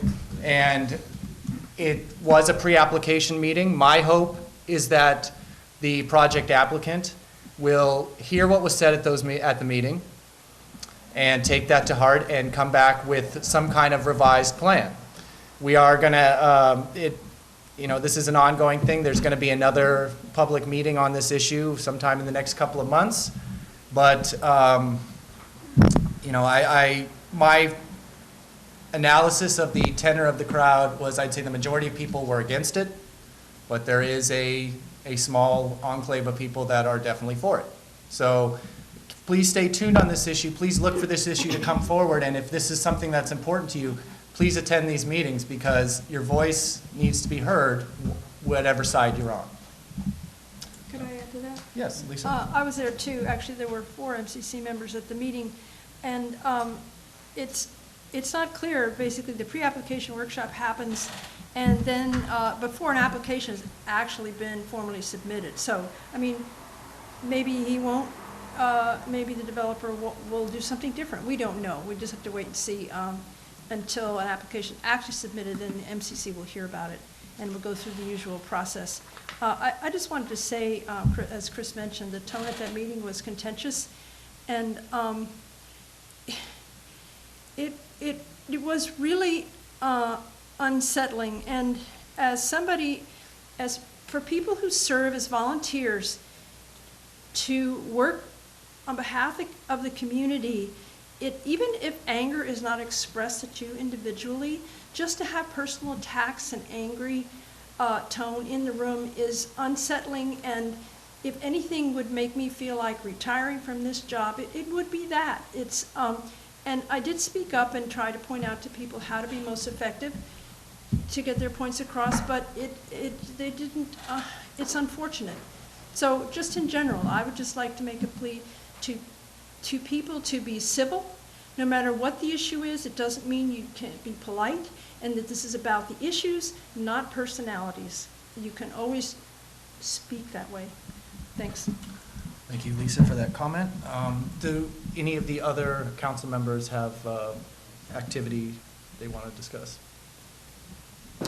Oh, I was just going Erin? to say, I just attended, but actually not as a representative of MCC, but I went to the Montero Water and Sanitary District's meeting at which they were discussing the potential rate hikes and how that would play out, and then also an issue which I didn't realize was one here for MWSD, which is somebody had made the comment that it's difficult for that district to find workers and hang on to them due to the fact that apparently the pay rate or the pension plan isn't quite as appealing as other districts offer. And so apparently this has become kind of a training ground for people to come here and learn how to do what they do, and then they go and find better jobs. So part of what they're trying to do is also discuss how to better retain the people that we're training so that we don't have those issues down the line. So that's all I wanted to add. Thank you very much for that. Appreciate that. Dan? No. Okay,